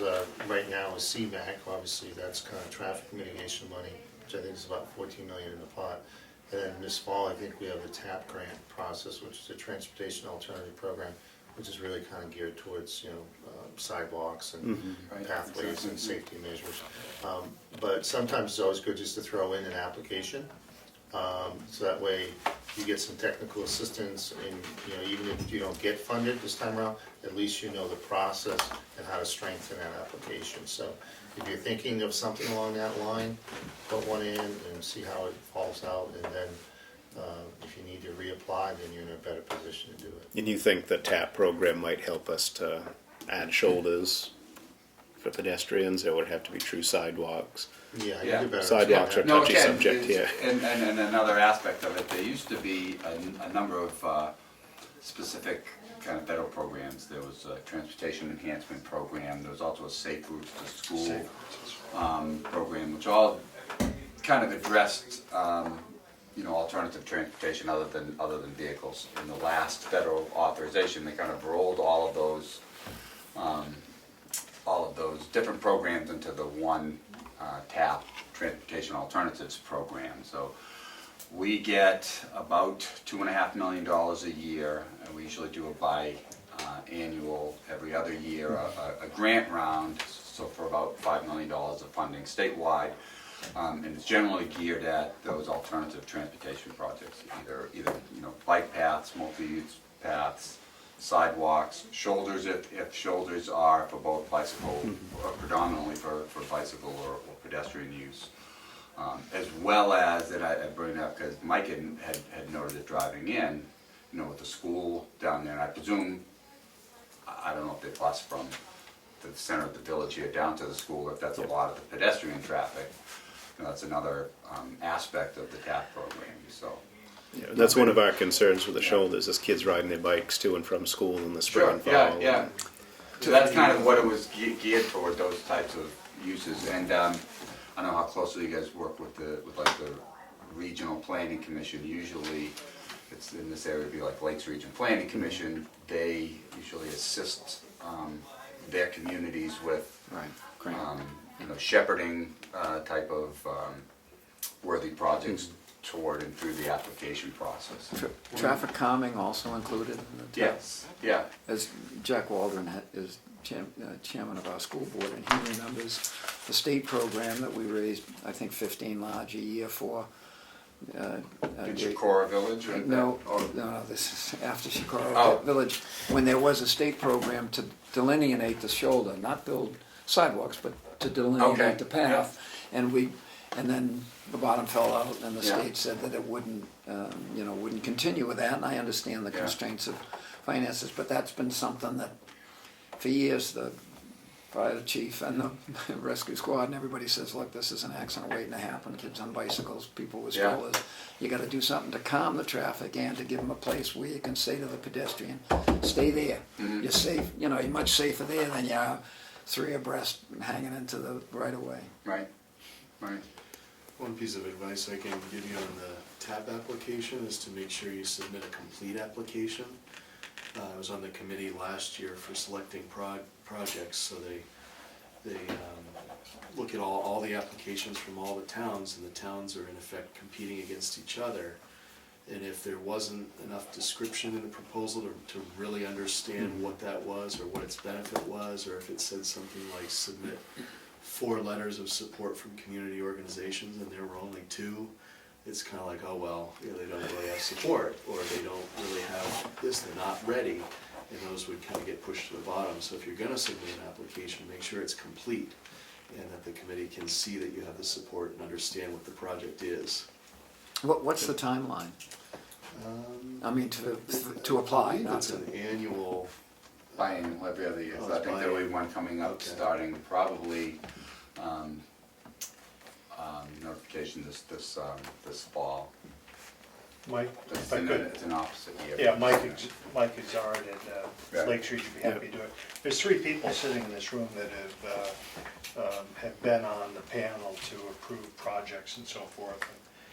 And I'm one that's not there, but I have done it in the past, and I've been successful in getting that application in Freedom. So if you have a group that wants to work in that direction, I'd be more than happy to help them. Thanks. Thanks too, by the way, for doing this for us. You know, the lady that lives just this side of Butler's Bridge, she doesn't have kids in school and she doesn't have grandkids in school, but she's really concerned because she can sit there and watch mom. She talked to the folks at Permit Acres and a number of other places, and she got a bunch of people, and she was pleased that you were gonna. Thank you. And, yeah. If you watch in the morning the kids riding their bikes to school, and if you leave here, and if you're going to 25, from the 4 corners to 25 till you get down probably a mile to Depot Road, there is no Right, there's no break. shoulder. There is absolutely no Sure, breakdown, yeah. because I run it. You're either in the road or you're in the dirt. Yeah, So, I mean, there's something definitely that should be done about that. yeah. I mean, once you get past Depot Road, there's ample space there. Yeah. But it's from here to Depot Road that you have no breakdown lane Yeah. or no, Yeah. there's nothing. The one thing I just give you, it's great they're bringing this up. Representative McConkey noted there is, we are planning to resurface 113 here this year. Except I thought, we once asked that south to Butler's Bridge go in 17 or 18, the first piece, but I believe DOT, perhaps rightly so, is planning to do in the next project, or the first year of the project, which I guess was 18 now instead of 17, from 4 corners to Shikaro. I think it's all in this year's contract, it's all in this year's. Both program. sides? Yeah, yeah. Throw me in a bright Yeah. patch. Yeah, we thought it was all going Catholic Church Hill, not coming this way as well. I'll verify that. Great. I'm pretty sure that it's all being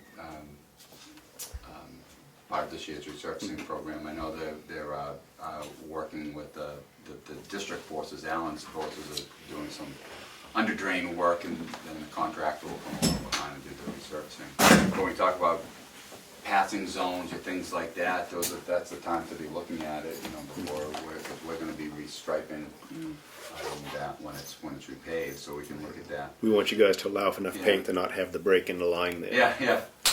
And even though it won't be, paved shoulders, a lot of what we do, and I'll make sure that the construction looks hard at it. Some other areas where similar concerns have come up, we've made an effort to at least, we always back up the shoulders when it's paved, because a lot of it is, there's a lot of washouts right at the edge of pavement and stuff there.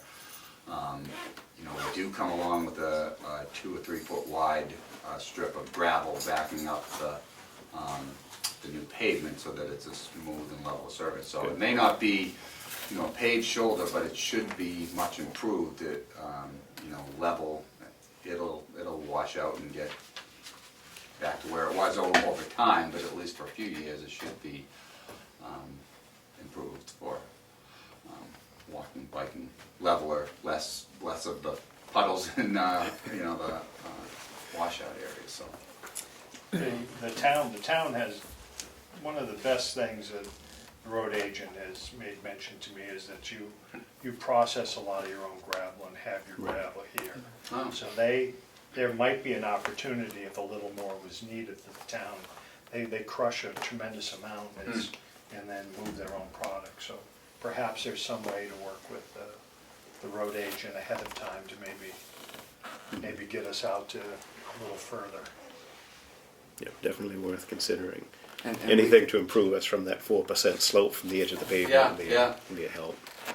we have local, we have some local pits that work with the town too, and although we got a bunch of material on that.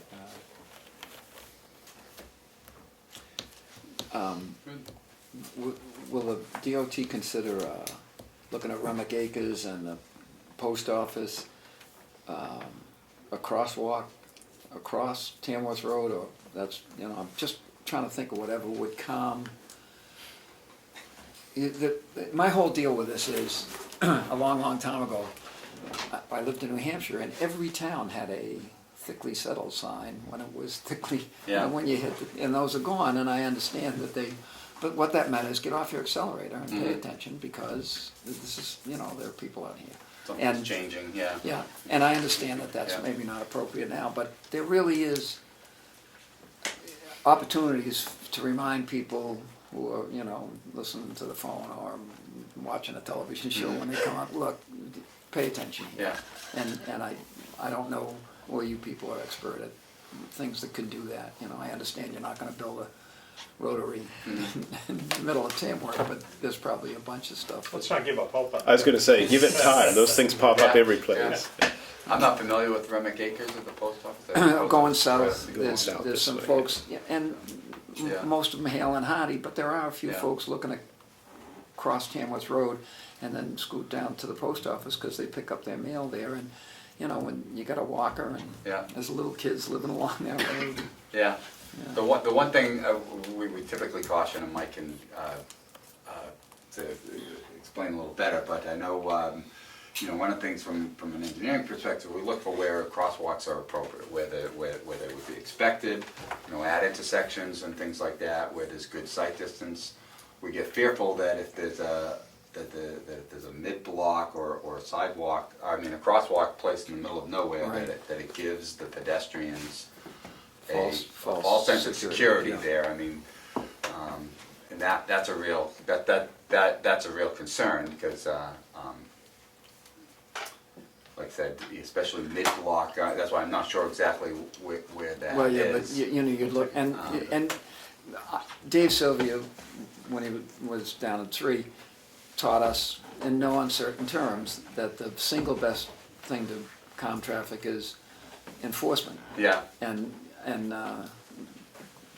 having the presence of a cruiser on Tamworth Road is better than you know, I don't care if it's parked in there with a CPR dummy. I mean, I understand that having a presence and would make things better, but change of condition too. I mean, some visual clues. Someone driving. I mean, we were talking about that. I mean, you mentioned like the you know, paved shoulders from Depot Road maybe up to the village. There could be an adverse consequence to that. You get wider pavement, like a faster even though road. the pavement line is there. It can be a clue.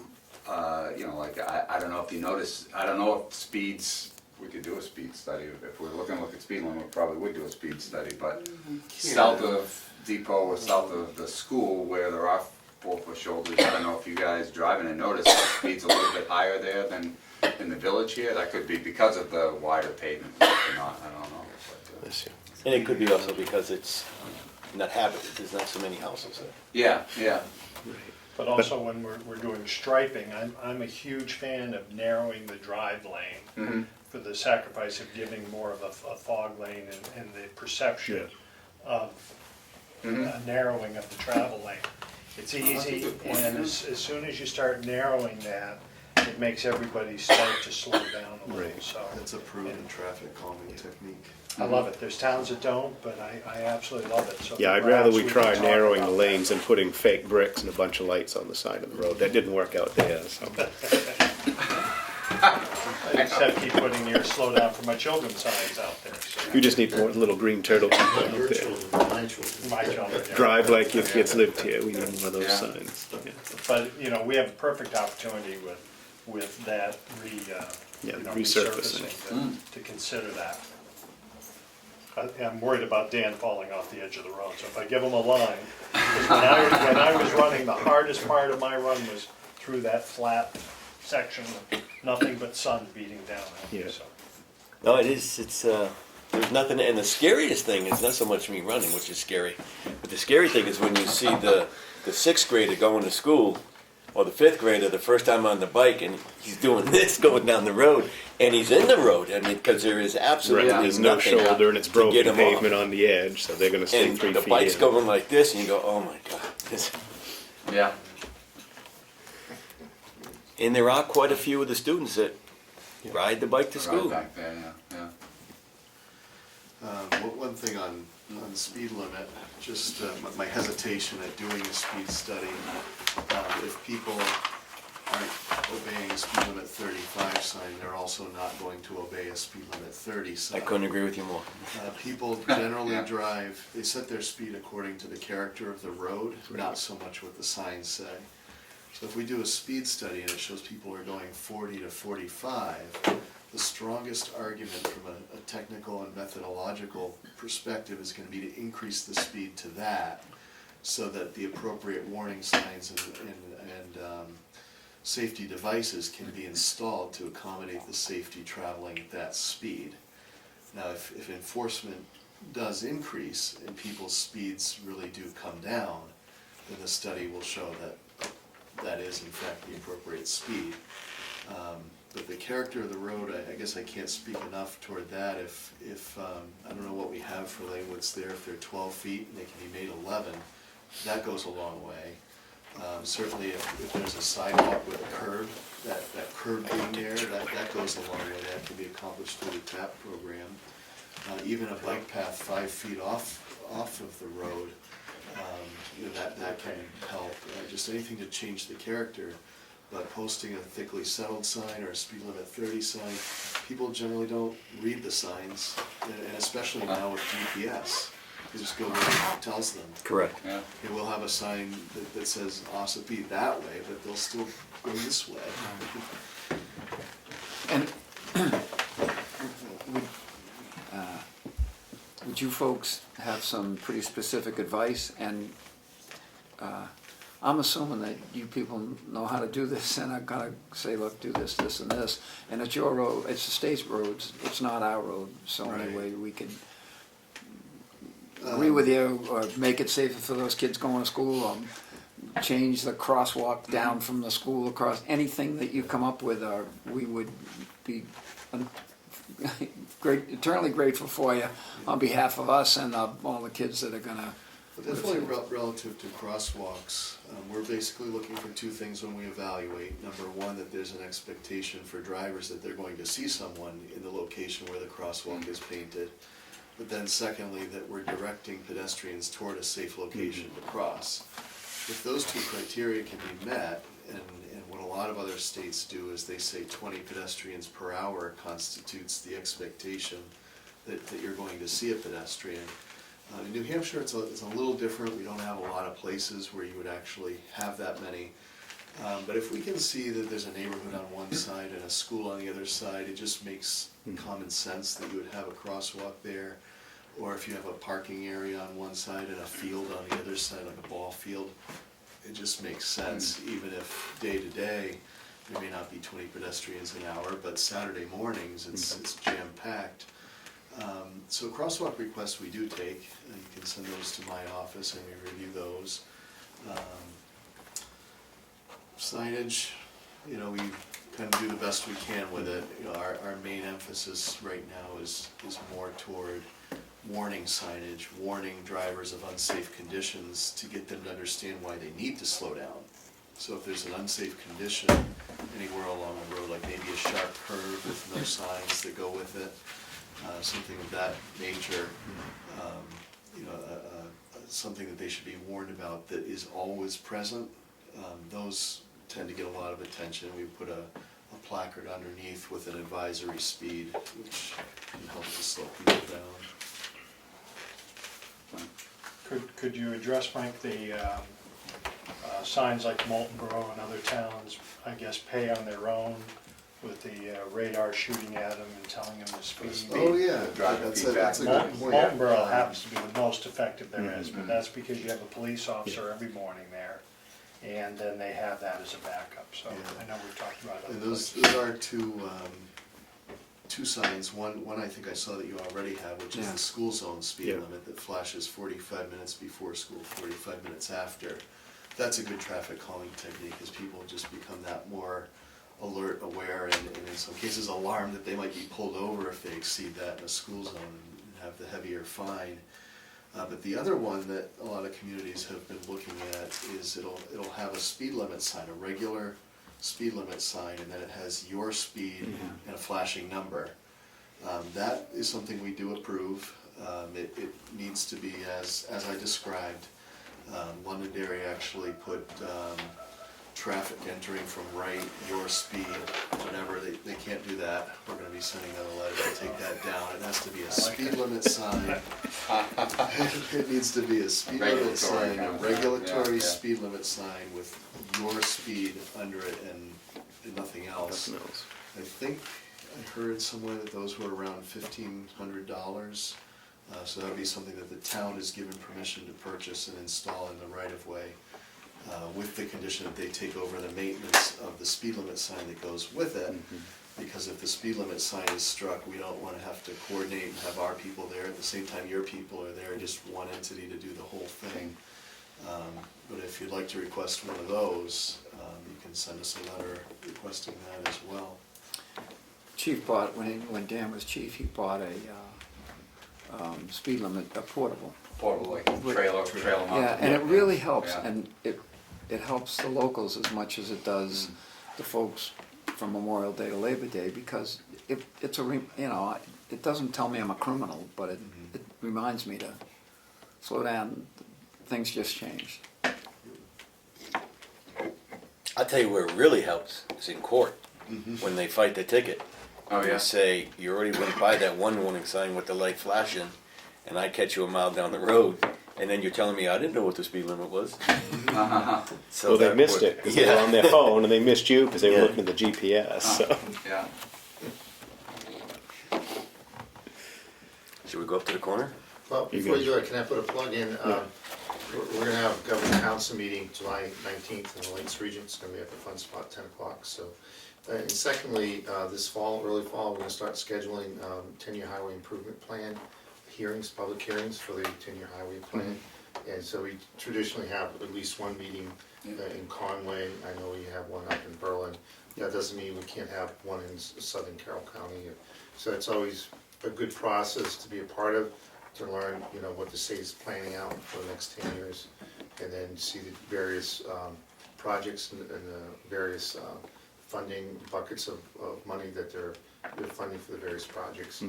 So it kind of allows you to get kind of a little street smart on how the money comes in and how you might be able to apply it as a community in the future as well. You had said 10 o'clock, I think it's 2 o'clock, so 10-year plan meeting at 2 o'clock. Yeah, the regular meeting, it's the Fun Spot is at 10. Yeah. And then we have a GATS meeting kickoff, but that's actually gonna be at the Marine Patrol Building in the Lakes region. I've been to some of the similar meetings in Wakefield, just trying to learn how it worked, and realized that Tamworth was up against the public transportation in Portsmouth, and we were going to lose. Oh, really? Yeah, but I understand that there's the DOT admits that there's not enough funding to do what they want to do when they want to do it, and so it's we got to prioritize. Yeah, sure. And But if you had your way and were properly funded, very few people would have safety concerns or be There's a lot more kids losing sleep over what about our kids. I'll just add too that generally your planning commission directors and maybe their counterparts will show up to those 10-year highway improvement hearings. But, you know, some of the most valuable information is from your local boards of selectmen and people in the community who know the roads of their community and the outlying areas. So your input is invaluable. So hopefully you're getting my newsletters here at the town hall. So we'll send a reminder leading up to that meeting and the meeting in the fall, just so that you can participate if you have interest over time. And those are, if it's Carroll County, it's bold when we get it, so we can pay attention to that and not anybody else's. No, that's good. That's a great. I think that's great. Yeah. No, it's good. I mean, obviously I grew up in Carroll County. I'm a little bit, partial towards the county. Nothing wrong with that, sir. That's right. We don't necessarily lose. We just have to call Joe first before it goes any further.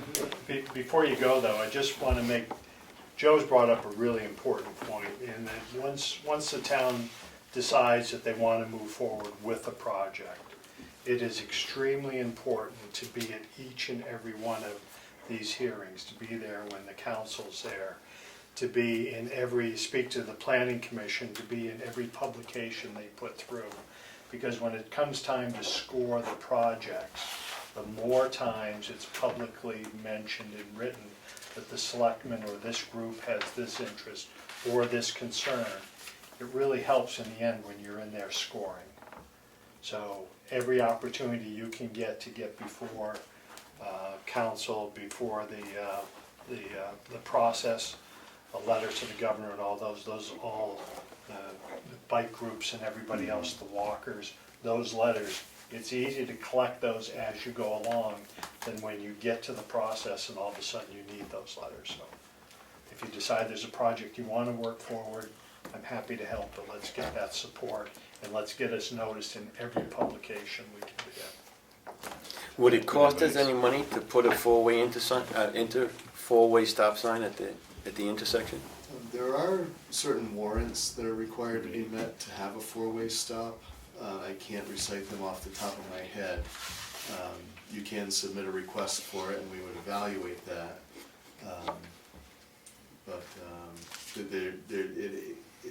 Basically it's like a federal code book. It's called the Manual on Uniform Traffic Control Devices, and it's law. So we have to follow that law. If the law says that you can do it and there's good engineering reasoning behind it, then we could go do that. On our dime, we could just come out and install 2 more stop signs. But I'm hearing, I forget, you said you had considered the petition, but then this was set up so you didn't put the petition. Is that something you want us to evaluate? Right. Is that I think we would like your input if we can go out there today and just look. Yeah, okay. I can say in my town, when I was on the board of select, of course they were both, I think one was actually I think they're both, one was a state road and one was a town road. And the town road portion didn't have a stop sign. It's down by the Poor People's Pub. Used to be a stop sign going up the hill and then one coming down the hill, but there wasn't a cross stop signs. And as soon as we put those stop signs in, this is in the late 90s, it's amazing how the traffic got so much calmer and so much more respectful, because literally people were just plowing through there and they weren't even looking, that there was someone maybe pulling out of a stop sign. So when we put in those stop signs, four-way stop signs, we were sitting on the corner, myself and another selectman, and we watched a car just go right through the stop sign because the muscle memory had kicked in. So for about 2 weeks straight, we saw people going right through. So you have that to deal with this too. But then you have to inform the public, alert them, and so forth. But it does work, and I think it's very effective in small rural areas because you create a certain amount of management of the traffic and more respect, from the driver. So I would do it. Good. So would you like to walk up to that intersection and have a conversation, or drive up there? What would you like to do? Probably drive up, park at the UU parking lot area. Okay, yep. Would be the easiest. At the intersection, sure. Yeah. Good, see you up there. Are you going to come along with the camera? Yep.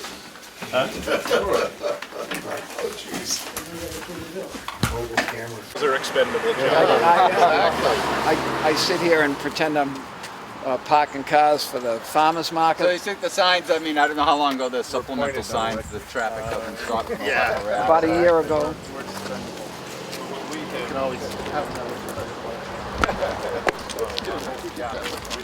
Travel around these boys.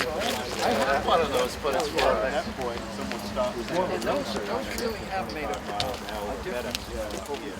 Say that once more? If we did have a stop sign on the other side of that knoll, Yeah. by the time they stop and get up to the intersection here, they could easily be doing, 25, Yeah. the speed they'd be going. I think it'd be awkward to have a It would stop be really on the- confusing. on The whole on that side of situation is things, yeah. confusing, but if we could make it a true four-way stop, and put the stop sign right Yeah, here, yeah. I think people from away would understand. Do it people, better. I mean, it's a left, I guess left turn is allowed down here, right? Folks- Yeah, oh yeah, there's a yield people sign. buying these little Chevys and stuff, And on the That's weekend, gotta be pretty light going. on the the weekends, farmer's market. yeah, farmer's market. I'm thinking that four-way stop Yeah, I would mean, help the farmer's market. biggest along. traffic is the people coming and then going right. Yeah. Connecting from Right. 25 to 60, Yeah. particularly a lot of them Yeah. on the weekends and Yeah. tourist traffic. The biggest safety issue is people like this, doesn't matter if they turn right, because see this guy coming out? If he was going straight, he'd run right into him. Right. Because this guy doesn't have a clue, because he cannot see his line of sight Yeah. because They of the don't know hill. they're coming up on a So freeway when, stop. and the people have the right of way Well, if they're that's going Mike. completely straight. Yeah. But when you pull out of that stop sign, if they're turning, you're safe. If Yeah. they're going straight, you're in the danger zone. Yeah, right. Now, a question to you guys, I know it's pretty early in the going, say we were able to get this converted to a true four-way stop, what would the state's feeling be on this still being allowed to gain access to North this bit no longer be and have Main Street come right out as part of a true four-way stop? I think I'd be more concerned about people turning in here to bypass the stop sign. I'd rather have them come up, stop, and then make a left turn there. Like I say, I admitted earlier I'm biased because I originally years ago wanted this to be closed off. We've got this nice Veterans Memorial and yeah, no yeah. place safe for them to park. Because if this became parking and we were able to get a true four-way stop, I think it would improve safety and improve safety for the folks coming to see the Veterans Memorial. So you'd either close this off or a no left turn. We could leave This that has a slip ramp with a yield sign, For right so turn, right go turns. right turn Left, only. south. But, Yeah. but what about traffic coming north, where you say you don't want somebody taking a left? How do you make sure, without blocking this off, how do you make sure that, you just signage do it, no left turn? So you probably have to Do not enter. extend this One and way, build this one out way, what a bigger. good idea. Yeah. But it might give Yeah, an but do not opportunity for enter 2 or 3 sign. parking To spaces put some there. parking. If this bulked out. Because that always kills me, a lot of the time it's an older folks that are trying to check this out and they've parked on the road or they're walking across where it's not a good situation. Coordination with us. The town has the resources to do that, it could happen quicker. I know what you're saying about the other thing, I mean, people should be stopping in any way, I mean, do you have any, that is we should take a look at the hill there, but, this is, I don't know if that's part of the rationale why this leg isn't a stop because of that crest there, anybody coming up over the crest. It looks like we have an I don't think energized anybody would sign. stop there very, very long, it's not a whole lot of traffic there, but theoretically, people don't have to stop there, so there's never anybody. But if it's a stop sign and people are stopped here, there's limited sight distance coming up over the hill too, but. Severely limited. Yeah, Especially with the new, people are back to sedans. I don't know if that might play into the thought process as well. Why it was, but someone can suggest. Everybody's very well behaved and there's a crowd out here.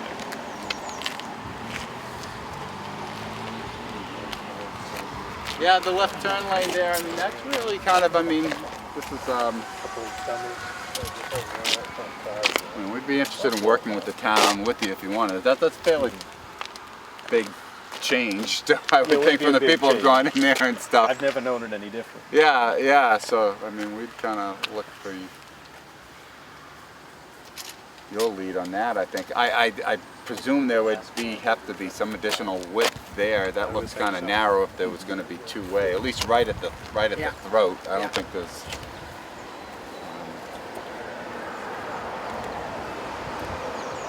But we are. But it would add. You're right. It would be more conventional. It would add more control. Just have a four-way stop here without this, or have this as just a slip ramp, like you said. It's one way out this way. Then you have a couple of parking spots parked there or something. Yeah, Pull this out here. Yeah. Bring it out like a. Yeah. You'd probably have to move your memorial though, because you're not going to have enough room down there, are you? Huh? Would you have enough room to create that? I guess you probably wouldn't need too much more, would you? Well, that's what Alan's looking at. I was going to say we're accommodating two-way traffic as it Yeah. is for anybody going north to Shakora.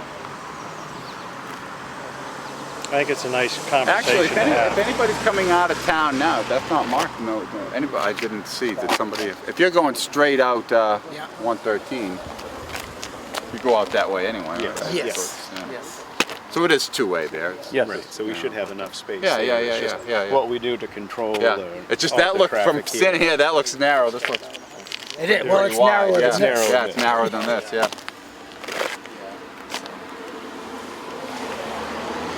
Did you want to, while we have everyone, take a ride up to Cleveland Hill Road and see where that delineation is, or are we comfortable with that conversation continuing?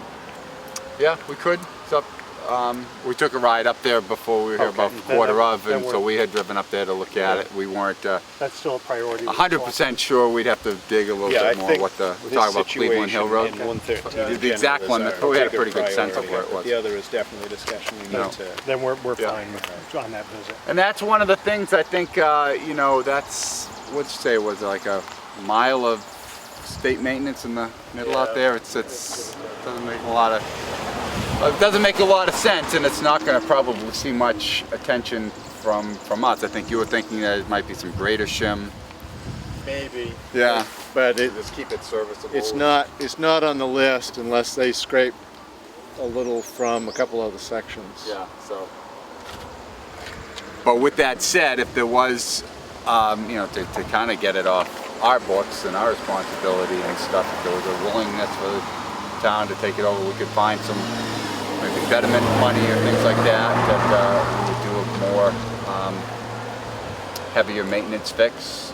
I'm maybe sure in that's conjunction with the Nobody town. wants to take a road that needs And repair. then with the understanding that it's then reclassified as a town road afterwards. But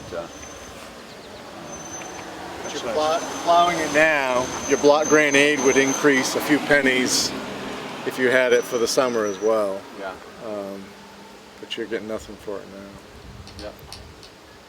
And that's, the consideration there is for the suspensions.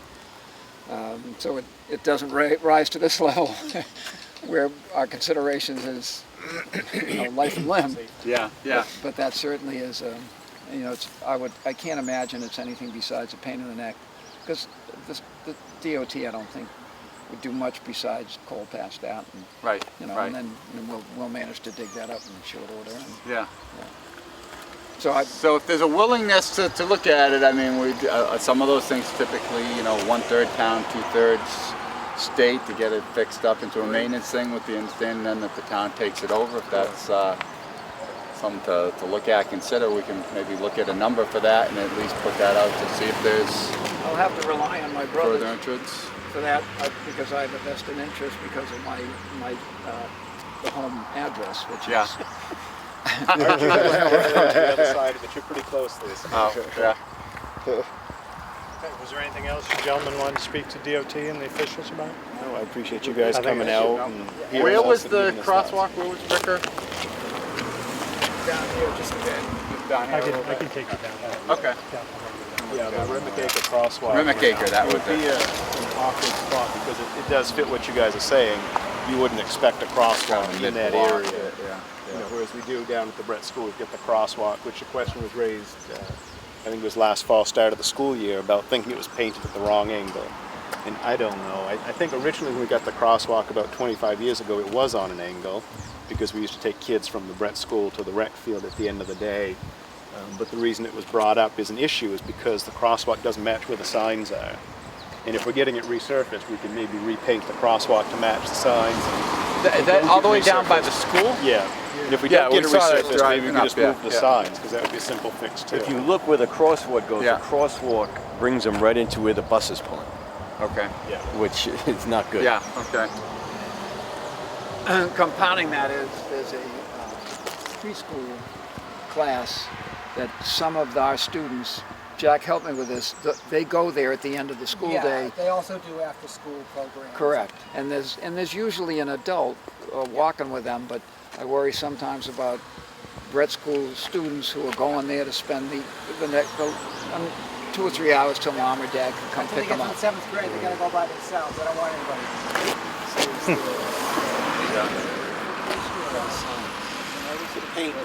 The paint's not. The signs are correct.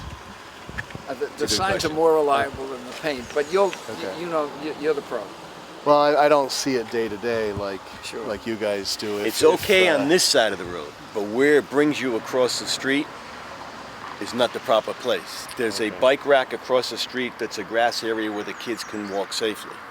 The crosswalk brings you directly into the road like this where the buses pull in. Yeah, okay, yeah. That's the problem, not having a thing to anchor this crosswalk to. Right.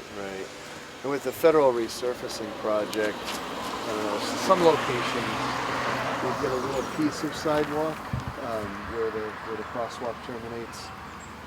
There's other criteria that I'm not entirely familiar with, but I have seen some of them getting a little Kind of like a landing area, a little landing landing spot. to meet the disability requirements.